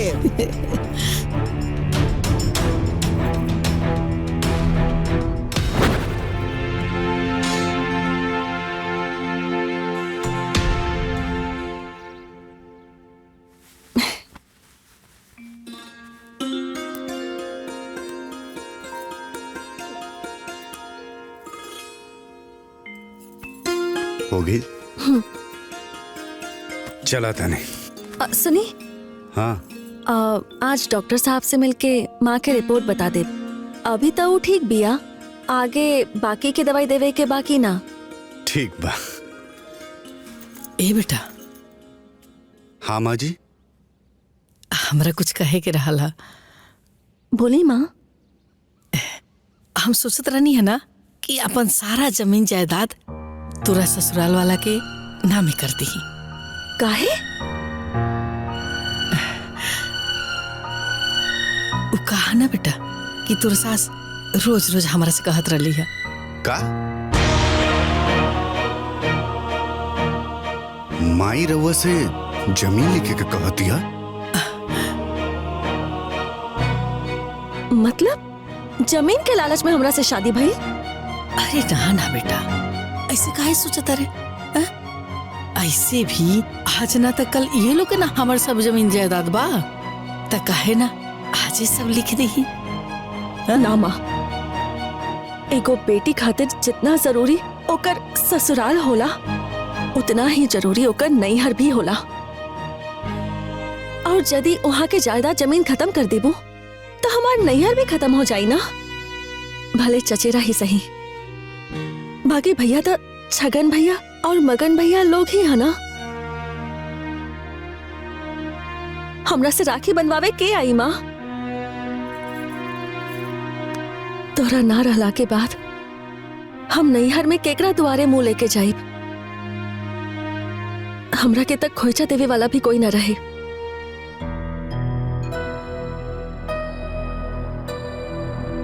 माँ, अगर हमार ससुराल बा तो हमरा नैहर भी चाहिए। हाँ माँ जी, माला एकदम सही कह दिया। और ऐसे भी जा कौन जमीन जायदाद के कमी बा।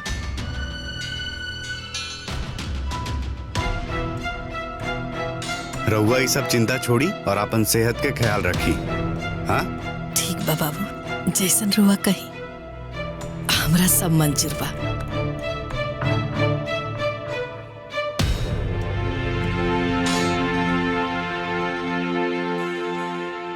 अरे बाप रे बाप, दादा ओ दादा, हमार माथा घूमता चक्कर होता है दादा।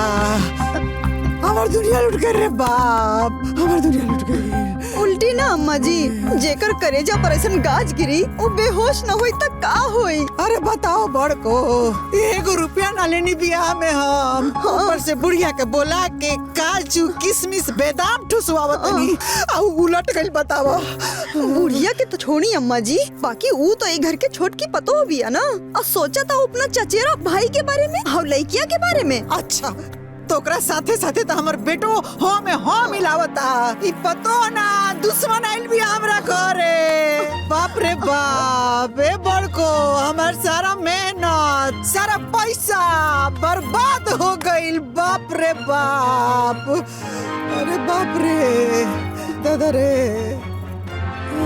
सुना, आज से अभी से तू बुढ़िया के तरफ तकबो ना करबू। हाँ, अब इनका के काजू किशमिश बादाम ना गोबर खियावतनी, गोबर। और दिन भर नारी के पानी पियावतनी इनका के हम। बाप रे बाप, हमरा के माई, भाभी के माई के अनार के जूस निकाल के दे दी का? जूस ना, बुढ़िया के भौर मुंह में डाल दे, जहर मर जा बुढ़िया। जूस पियानी हमरा के खत्म करके। बाप रे बाप, दादा दादा, अरे माई रे, अरे बाप रे बाप।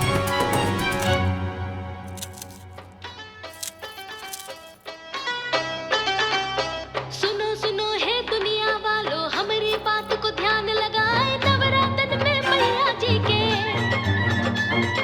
नवो रूप के करे बखान। देखो तर बड़को, बुढ़िया हमरा देह में आग लगा के मोबाइल पर वीडियो देखा दिया।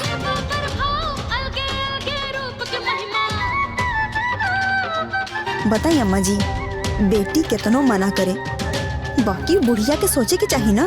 रहुआ ससुराल वाला की जमीनिया लिखिए देता नहीं। शहर बिया देख लो ना, चुप से अपना घर से आके हमरा कपड़े पर बैठ गई।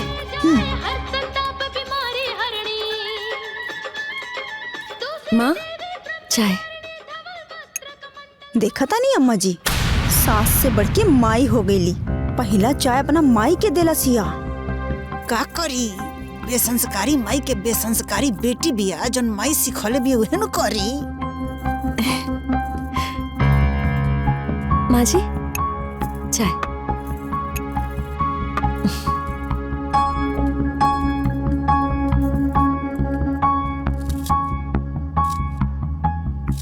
देखो तेरे बड़को कैसे बुढ़िया बैठ के सर सर चाय पियतिया।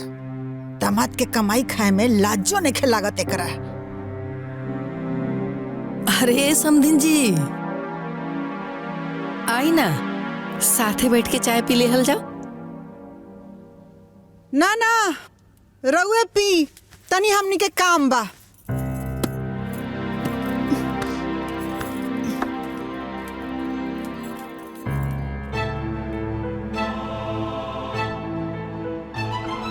समधिन जी काहे ऐसे बोल के चल गई? याद से पहले ऐसे ना बोलत रहे। का हो गई का के?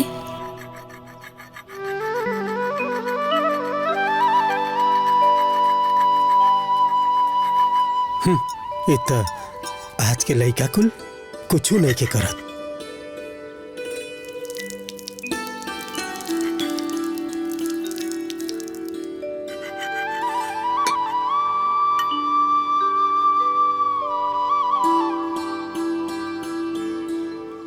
समधिन जी आज तो एकदम चकचका के लगता नहीं है। अरे तनी हमरे साथे बाजारे चलो, छोला समोसा खियाई। अरे भाई हमरो श्रद्धा पूरा कर। बाक समधी जी रहो खूबे बोलीला। ए जी हाँ। छोला समोसा कहा खियाए, बरमाला डाल दी, गठजोर कली। बड़ा समधिन जी के ददहर बनल बनी। समधिन जी कह लू बंद करी।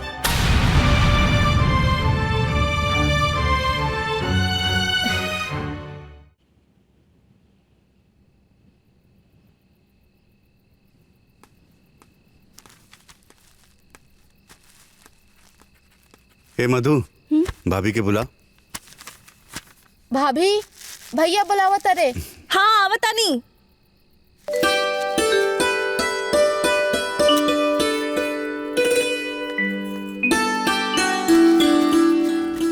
भैया ये जो का जी? माला एकरा में माँ जी के सेव, दवाई और जूस बा, दे दिया। ठीक बा। देख लो बड़को, जना से ना कोनो सुख ना सवारत, ओकरा के जूस पियावता कमीनवा। उहे नु पढ़ौले बिया माँ जी। पढ़ौले नहीं खे, माई बेटी मिलकर ओकर मोती मार लेले बड़स।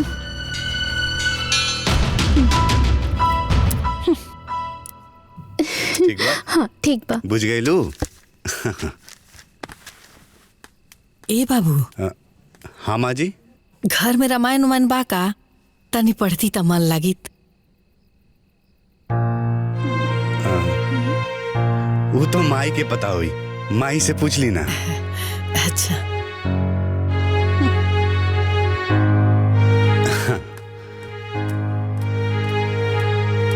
ए समधिन जी रामायण बा?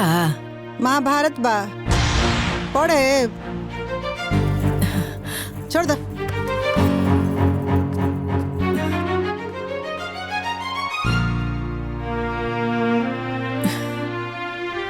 आखिर ये लोग हमरा साथे ऐसा काहे व्यवहार करता?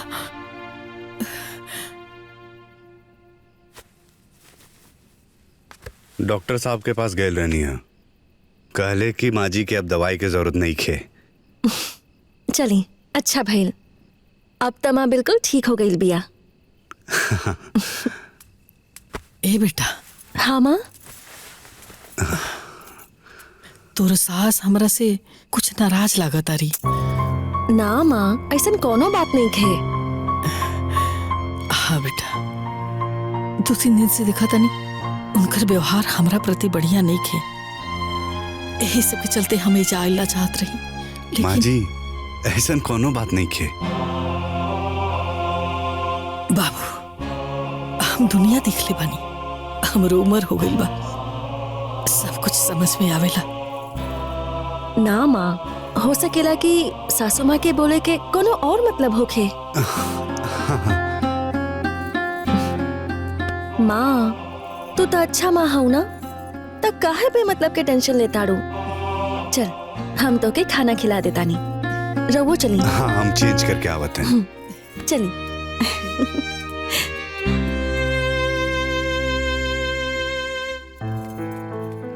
आई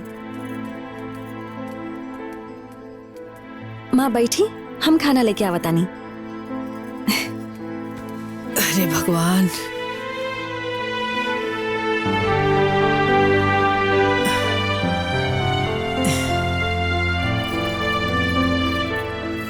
अरे ये समधिन जी, अरे बैठी ना, रो काहे हमरा से कटल कटल रहा तनी। तका रो का बार पर हम बैठा रही, जब रहुआ सेवा मेरा और बेटी दमाद लागले बा तो हम का दही पर के छाली काटी, जे राउर हर रहुआ में सटल बा हम के हई।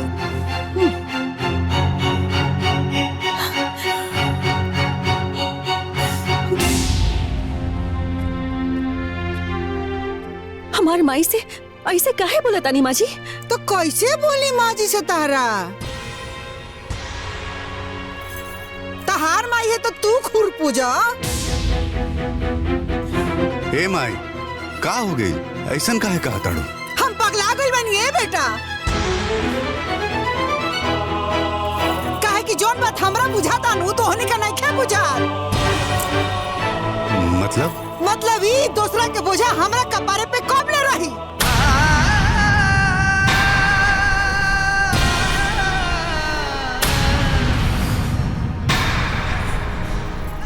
माँ जी,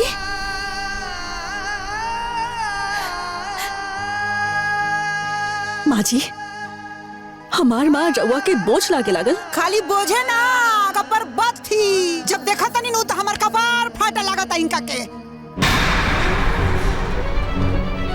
ई का कहता रे माई? जोन ते सुनत रे, मेहरारू के गुलाम सास के नौकर।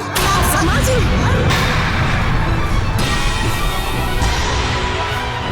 हम अपन माँ के बेइज्जती बर्दाश्त नहीं कर सकत। आखिर रउआ हमार माँ के का समझ ले बानी? हम अपन माई के सेवा करतानी त रउआ का चलतानी? हम राउर बहुत बाद में बानी, पहले हम अपन माँ के बेटी हई। तोहरा नियन बहुते बेटी देखले बानी, आ इनका नियर बहुते माई भी।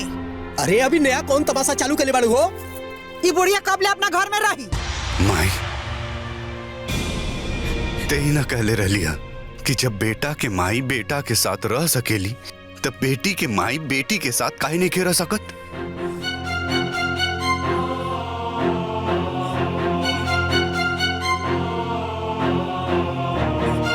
तो खाली हमरे कपारे पर ही काहे रही है? जना के 2 बीघा लिखले बानी नु, ऊ काहे न खिनका के रखत?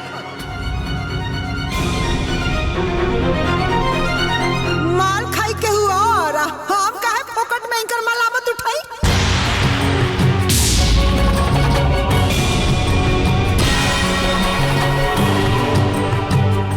अब हमके सब समझ में आ गई बा। इस सारा ड्रामा हमरा माँ की संपत्ति के लालच में होता। तो काहे ना होई? ये आश्रम ना हो कि केहू मुंह उठौले चल आइया घर में सेवा पानी होई। सासू माँ,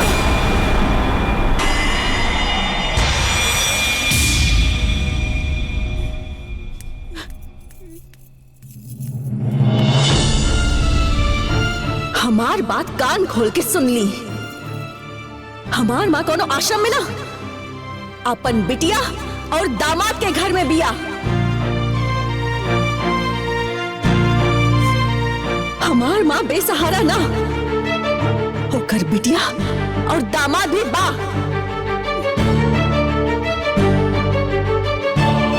हम रउआ लोग के जीवन भर गुलामी करी तब कोनो बात ना, हम अपन माँ के सेवा करतानी तब का तकलीफ बा? हम अपन माँ के बेटी हई, तो हमार माँ हमरा साथे काहे ना रही?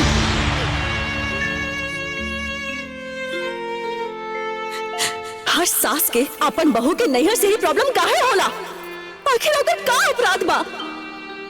भगवान तो ऐसा कौनो तराजू नहीं के बनवले बारे जहाँ बहू के ससुराल के पलड़ा बहू के नैहर से भारी होखे,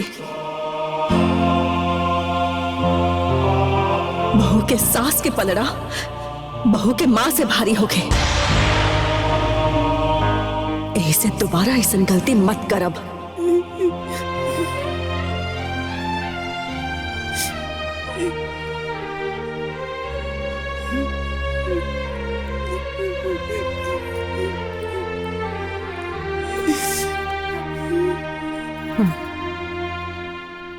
हमार माँ अपनी बेटी के साथ ही रही। इस संभव नहीं के हमरा घर में। बा माँ, अब हमार सास अपन बिटिया धमाद के साथ ही रही।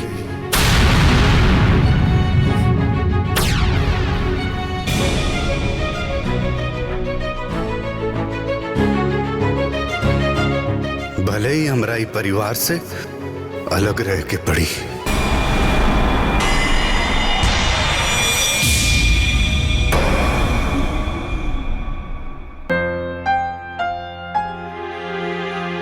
चली माँ जी, आई आराम से। उठी माँ, आई।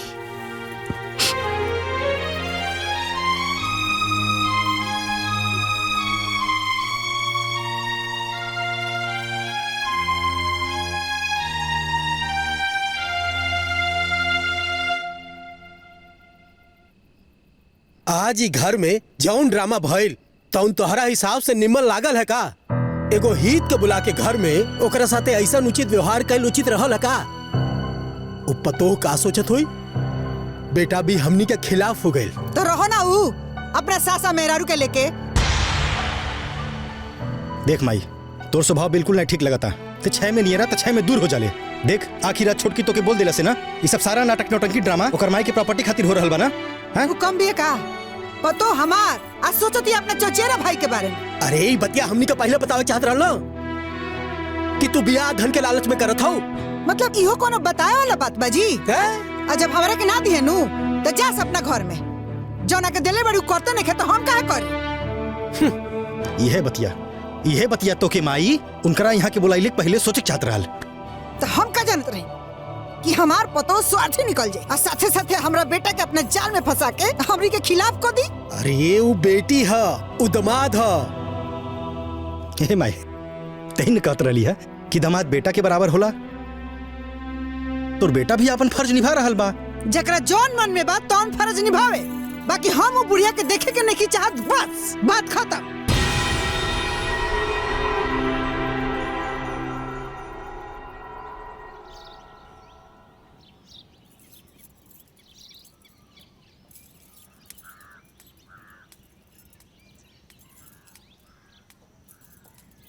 अरे ई माँ भोरे भोरे कहाँ चल गईली?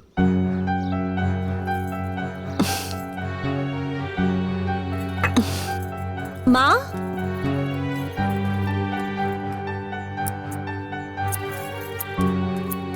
बाबूजी, हमार माँ के कहीं देखनी होगा? ना दुल्हनिया, देखा कहीं घर में?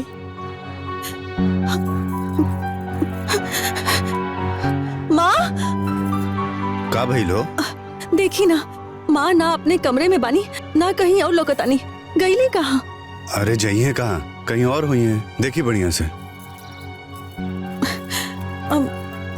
माँ, माई, माँ जी, माँ, माँ जी, हमार माँ के कहीं देखनी होगा?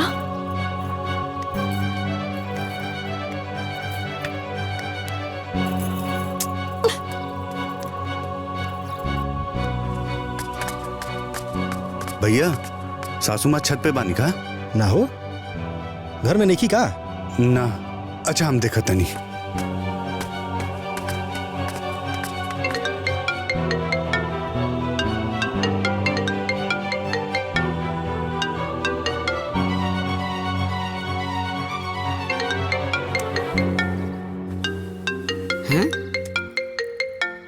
अरे इ तो माला के फोन बा। बोला बहन। भैया माँ ओहिजा गइल बाड़ी का? माई ना तो, एक मिनट रुका। हाँ रुका रुका, देखा था नहीं।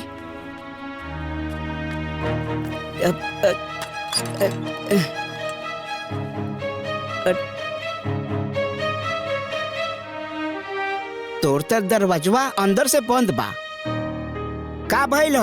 माँ सुबह से नहीं के मिलत, पता ना कहाँ चल गईली। बाकी अहिजा तो नहीं ख्याल बाड़ी। हमरा बहुत चिंता होता भैया। तू चिंता मत करा, वहीजा भी देखा, हम अहिजा देखा तानी।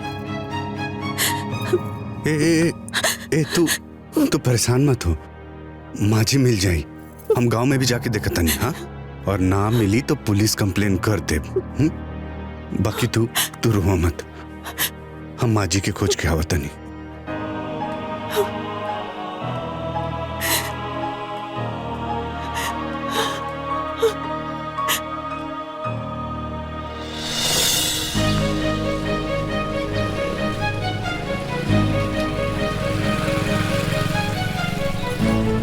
ए भैया, हमार सासू माँ के देख ले बड़ा का? ना भैया ना।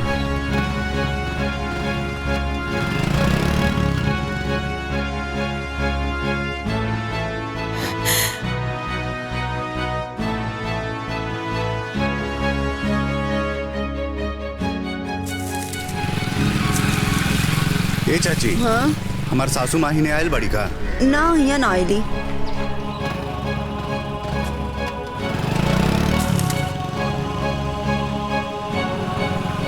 ए चाची, हाँ? हमार सासू माँ के देख ले बाड़ू? नहीं बाबू, हम ना देखने।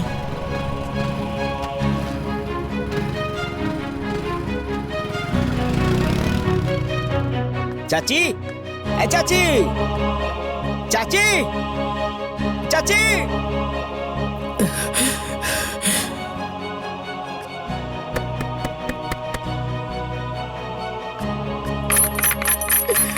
चाची। अरे ये समधिन जी, अरे बैठी ना, रो काहे हमरा से कटल कटल रहा तनी। रो का पार पर हम बैठा रही, जब रुआ सेवा मेरा और बेटी दमाद लागले बा तो हम का दही पर के छाली काटी। हमार माई से ऐसे काहे बोले तानी माँ जी? तो कैसे बोली माँ जी से तारा? तहार माई है तो तू खूर पूजा। ए माई, का हो गई? हम पगला गइल बानी ए बेटा, काहे कि जोन बात हमरा बुझाता नु तो होनी का नहीं क्या बुझा। चाची, ए चाची, चाची, ए चाची।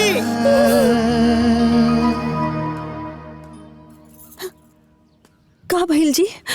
हम गांव में हर जगह खोजली, लेकिन माई जी कहीं ना मिलल। तू चिंता मत करा, चली थाना में जाके रिपोर्ट लिखा दिया जाए। चली। ए बेटा, जैसे मिली बताइए बेटा। जी बाबूजी। हाँ भैया। अरे बहनिया चाची मिल गईली। कहाँ बिया माई? अरे माई भीतरे बाड़ी, लगातार सूत रहल बाड़ी। माँ घरे चल गई बाड़ी जे। माँ दरवाजा अंदर से बंद कैले बिया। पूछा? दरवाजा खुलवावा ना भैया। अरे कितना बेर तो हम दरवाजा खटखटाई नहीं हो, बाकी दरवाजा खोलते न बाड़ी। सुना, नाराज उराज बाड़ी का? हाँ भैया, थोड़ा नाराज बाड़ी। ए बेटा, तू लोग जरा जाके समधिन जी के समझा दे बेटा। हम अभी आ रहे बानी भैया। आजो आजो, दोनों भाई बहन मिलके चाची के मना लेवल जाई। ठीक बा, आजो। अरे विनीत, ओजा जाके ना माँ जी से तनी हमनियों बात करा दिया बाबू। ठीक बा भैया। ए बेटा, हमरे तरफ से समधिन जी के कहिया, जौन भइल हमरा के बहुत दुख बा। जा लोगिन जा। हाँ बाबूजी, जा लोगिन। चलो।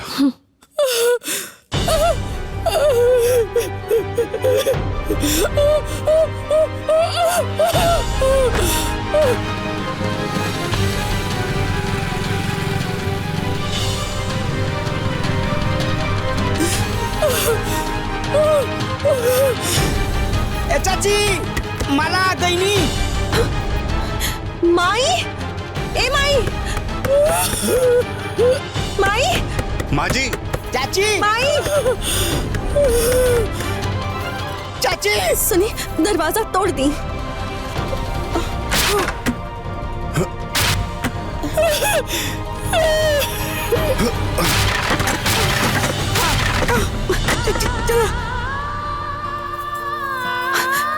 माँ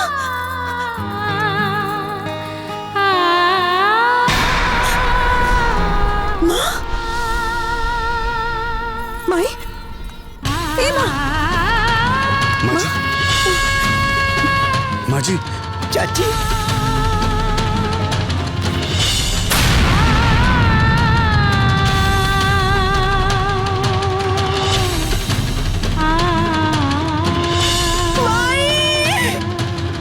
उठो ना भाई।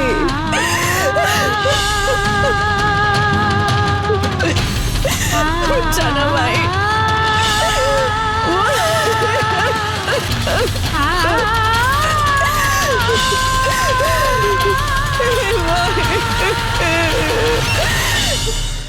बाबूजी भैया के फोन आइल बा। अच्छा लावा तनी समधन जी के हाल चाल ली।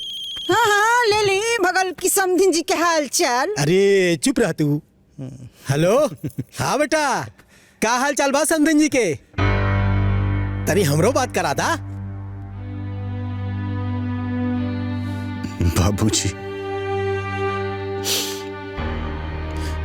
सासू जी मर गईली।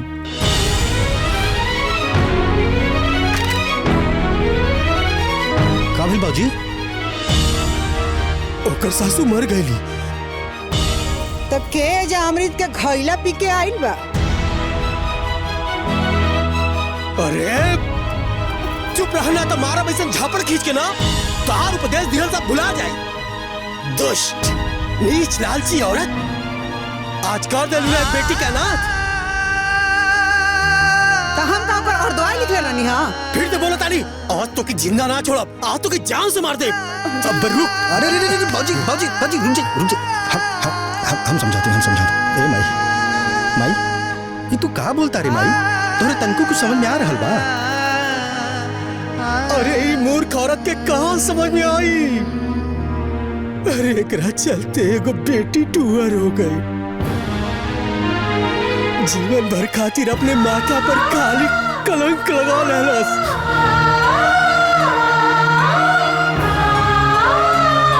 आखिर का मिलल तोहरा ये सब करके? सब खत्म कर दिलू ने। अरे कहीं औरत ऐसा होला? अरे कैसे पाप के प्रायश्चित करबो, कैसे कलंक धोबो? हे बेटा। हाँ बाबूजी। एकरा जल्दी के चलते जौन भइल तौन भाई, पर दुख में पतो पड़ल होई बेटा। हाँ बाबूजी। हमनी को वहाँ चले के चाहिए बेटा। हाँ बाबूजी। हाँ।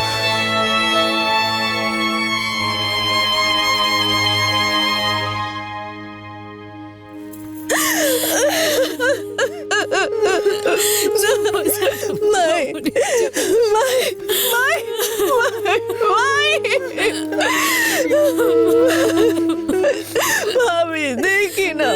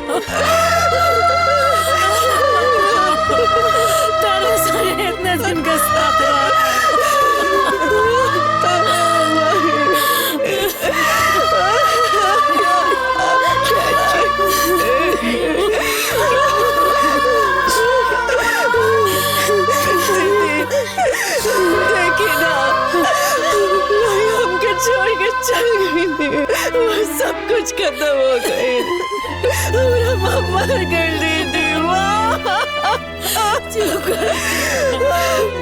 ऐसे ना रोल जाला, ऐसे ना रोल जाला।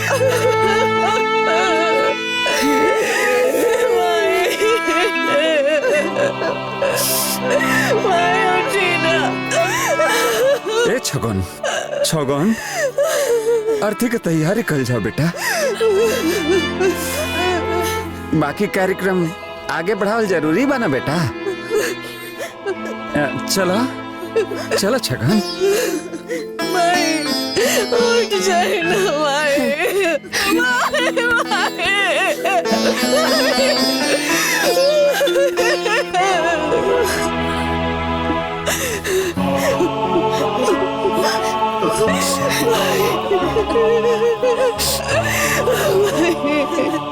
अब आवा लोग अर्थी के कंधा तो लोग शमशान घाट ले चल जाओ।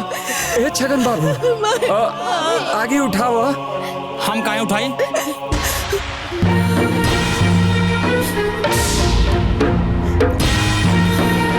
अरे कहा बात करता है छगन बाबू? अरे मुखाग्नि तू ना देबो तो के दे?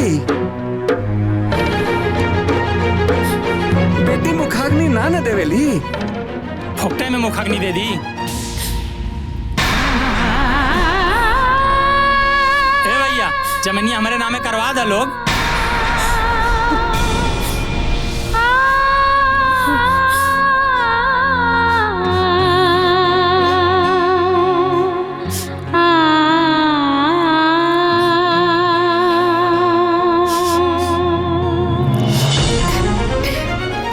लालची तू लालच में इतना अंधरा गइल बारे कि तोरा यूं नहीं के पता कि कब का बोले के चाहिए। एकदम नीच हो गइले तू। चुप ससुर, मारा भी क्यों नहीं ना तो जमीनी माटी चाट लेबा। बाटा ही सब लोग आपस में राय मशविरा कर ला सब लोग। भैया हम तो के कबो अपन भाई से कम ना समझ ली, तोरा मान सम्मान कम ना कैली। बाकी आज तू बता देना कि गैर कबो सगा भाई नहीं की बन सकत।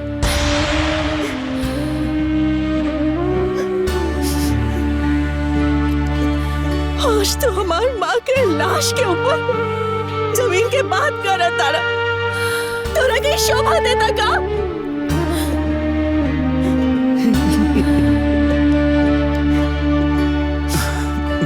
तोरा के ऊपर हमके नफरत आ गई। तू भाई के नाम पे कलंक पड़ा, कलंक पड़ा। ए बहिन ये लालची बहुत नीच हो गइल बा, नीचता पर आ गइल बा। हाँ हम नीच है, गिरल है, पतित है। बाकी मुखाग्नि तबे देव जब हमरे नामे जमीन लिखबू।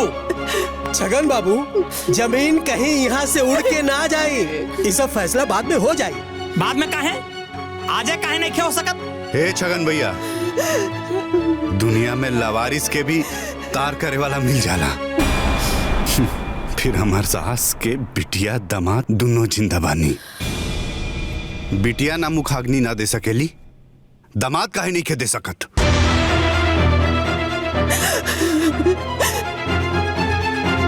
हाँ पाऊं वैसा हूँ। ये लालची कमीना के मुखाग्नि देला से चाची के तारन ना होई। रउआ मुखाग्नि की तैयारी करी। ऐसे कैसे दी हो? आज क्रियाक्रम करके सारा जर जमीन जायदाद बेच के हमरा पट्टीदार बसा के चल जाइए। ऐसे ना ओखे देव हम। क्रियाक्रम वही करी जे हमेशा के हमेशा यहाँ रही। हाँ हाँ छगन भैया, सब घर द्वार छोड़ के यही जाके रहो।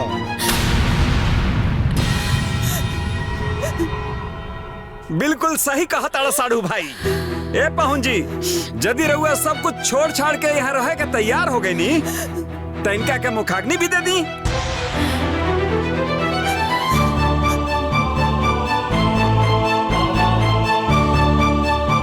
का भइलो? बोलल बहुत आसान होला, बाकी करल ना। छगन बाबू, निभावल मुश्किल ना होला। भगवान हमरा के दुद्दू को बेटा देले बानी।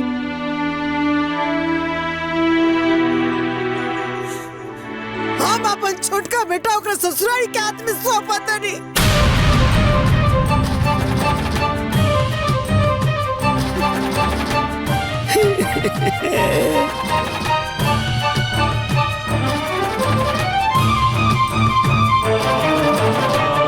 हमेशा कहते हैं कि दामाद बेटा बराबर होला, बेटा बराबर होला, लेकिन हाथ रहनी।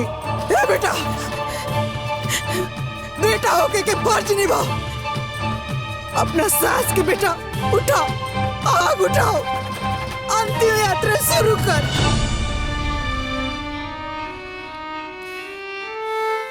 उठी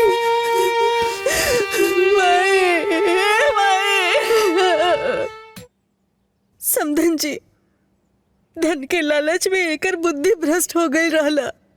अब वो तो ऊपर चल गई ली स्वर्ग। उनका से हम कैसे माफी मंगवाई? लेकिन रउआ लोग एकरा के माफ कर दे लोगन। हमने के है सब माफ करे वाला? माफी तो उनका अपना बहन से मांगे के चाहे।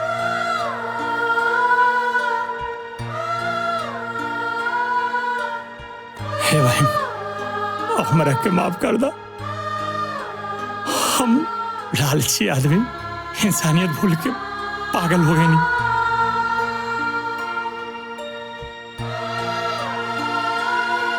हमसे बहुत बड़ी गलती हो गई, माफ कर दो बहन। तो हर बात याद करके था तोरा तरफ देखे के भी मन नहीं खे करत। बाकी आज तोहरा चलते हमार माँ के एक दामाद मिलल जो बेटे का फर्ज अदा कैला। चला उठ जा, हम तोहरा के माफ कर देनी।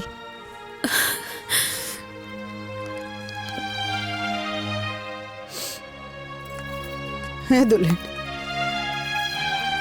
समधन जी के साथे जौन हम कहीं ओकर अफसोस हमरा जीवन भर रहे। बाकी जितना होई ना वो पाप के प्रायश्चित करे के कोशिश करे।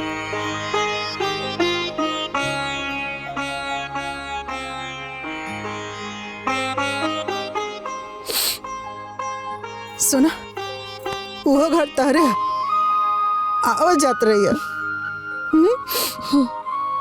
बेटा, यहाँ का पूरा ख्याल रखिया। कोनो बात हुई फोन जरूर करिया। जी बाबूजी। और हाँ, तू लोग यहाँ दामाद के रूप में ना बेटा के रूप में रही है। हाँ बाबूजी। मगन बाबू, ख्याल रखिया। जी जी। ए जी, अब रहुए लोग के गार्जियन बानी, ख्याल रख। अरे ये हमार परिवार है, हमला ध्यान दे तो कैसे चली? हम एकदम ध्यान रखब, रहुआ लोग निश्चिंत रही और निश्चिंत होके जाई। छगन बाबू, ये लोग यहाँ रही तो एकर मतलब ही ना कि तू आयल जायल छोड़ दिया। ना ना, हम ऐसा नहीं खे होके देव। ठीक, प्रणाम। सुना, अपना ननद के ख्याल रखिए। रउआ लोग चिंता मत करी, हमने के पूरा परिवार यहाँ लोग का ख्याल रखे से।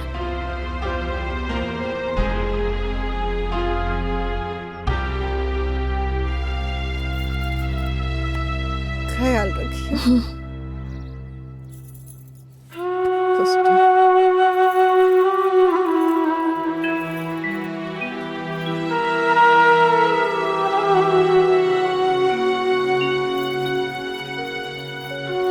बाबू, ख्याल रखिए तू।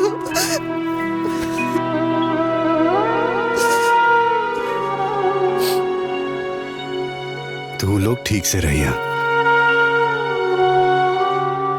चल, प्रणाम। खुश प्रणाम। चल।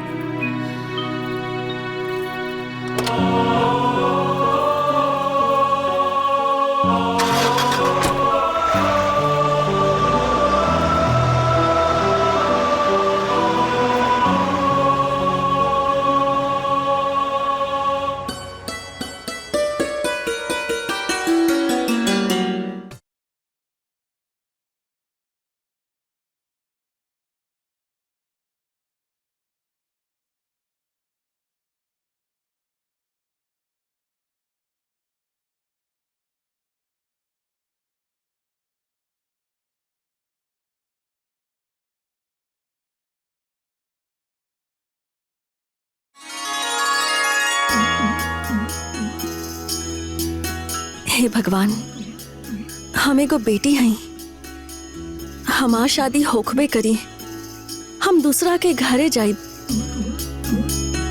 हमरा बस एके बात के चिंता रहेला कि हमरा गईला के बाद हमरा माई के देख रेख कौन करी, वो कैसे रही, ओकरा ख्याल के रखी। भगवान, हमरा माँ के देख रेख सब रउआ के हाथ में बा। तू जे हमारे इतना चिंता करेलू, आए भगवान जी के पास जाके, ए भगवान हमरा माई के ऐसे रखा, हमरा माई के वैसे रखा, काहे अगर हूँ आवेलू तो माई माई माई माई। तोरा के ई के बतौलस कि हम मंदिर में भगवान के सामने बस माँ माँ करीले। के बतौलस? अरे जब जाके भगवान जी से कहलू ना, त गाँव के लोगवा जालन ओजा पूजा करे।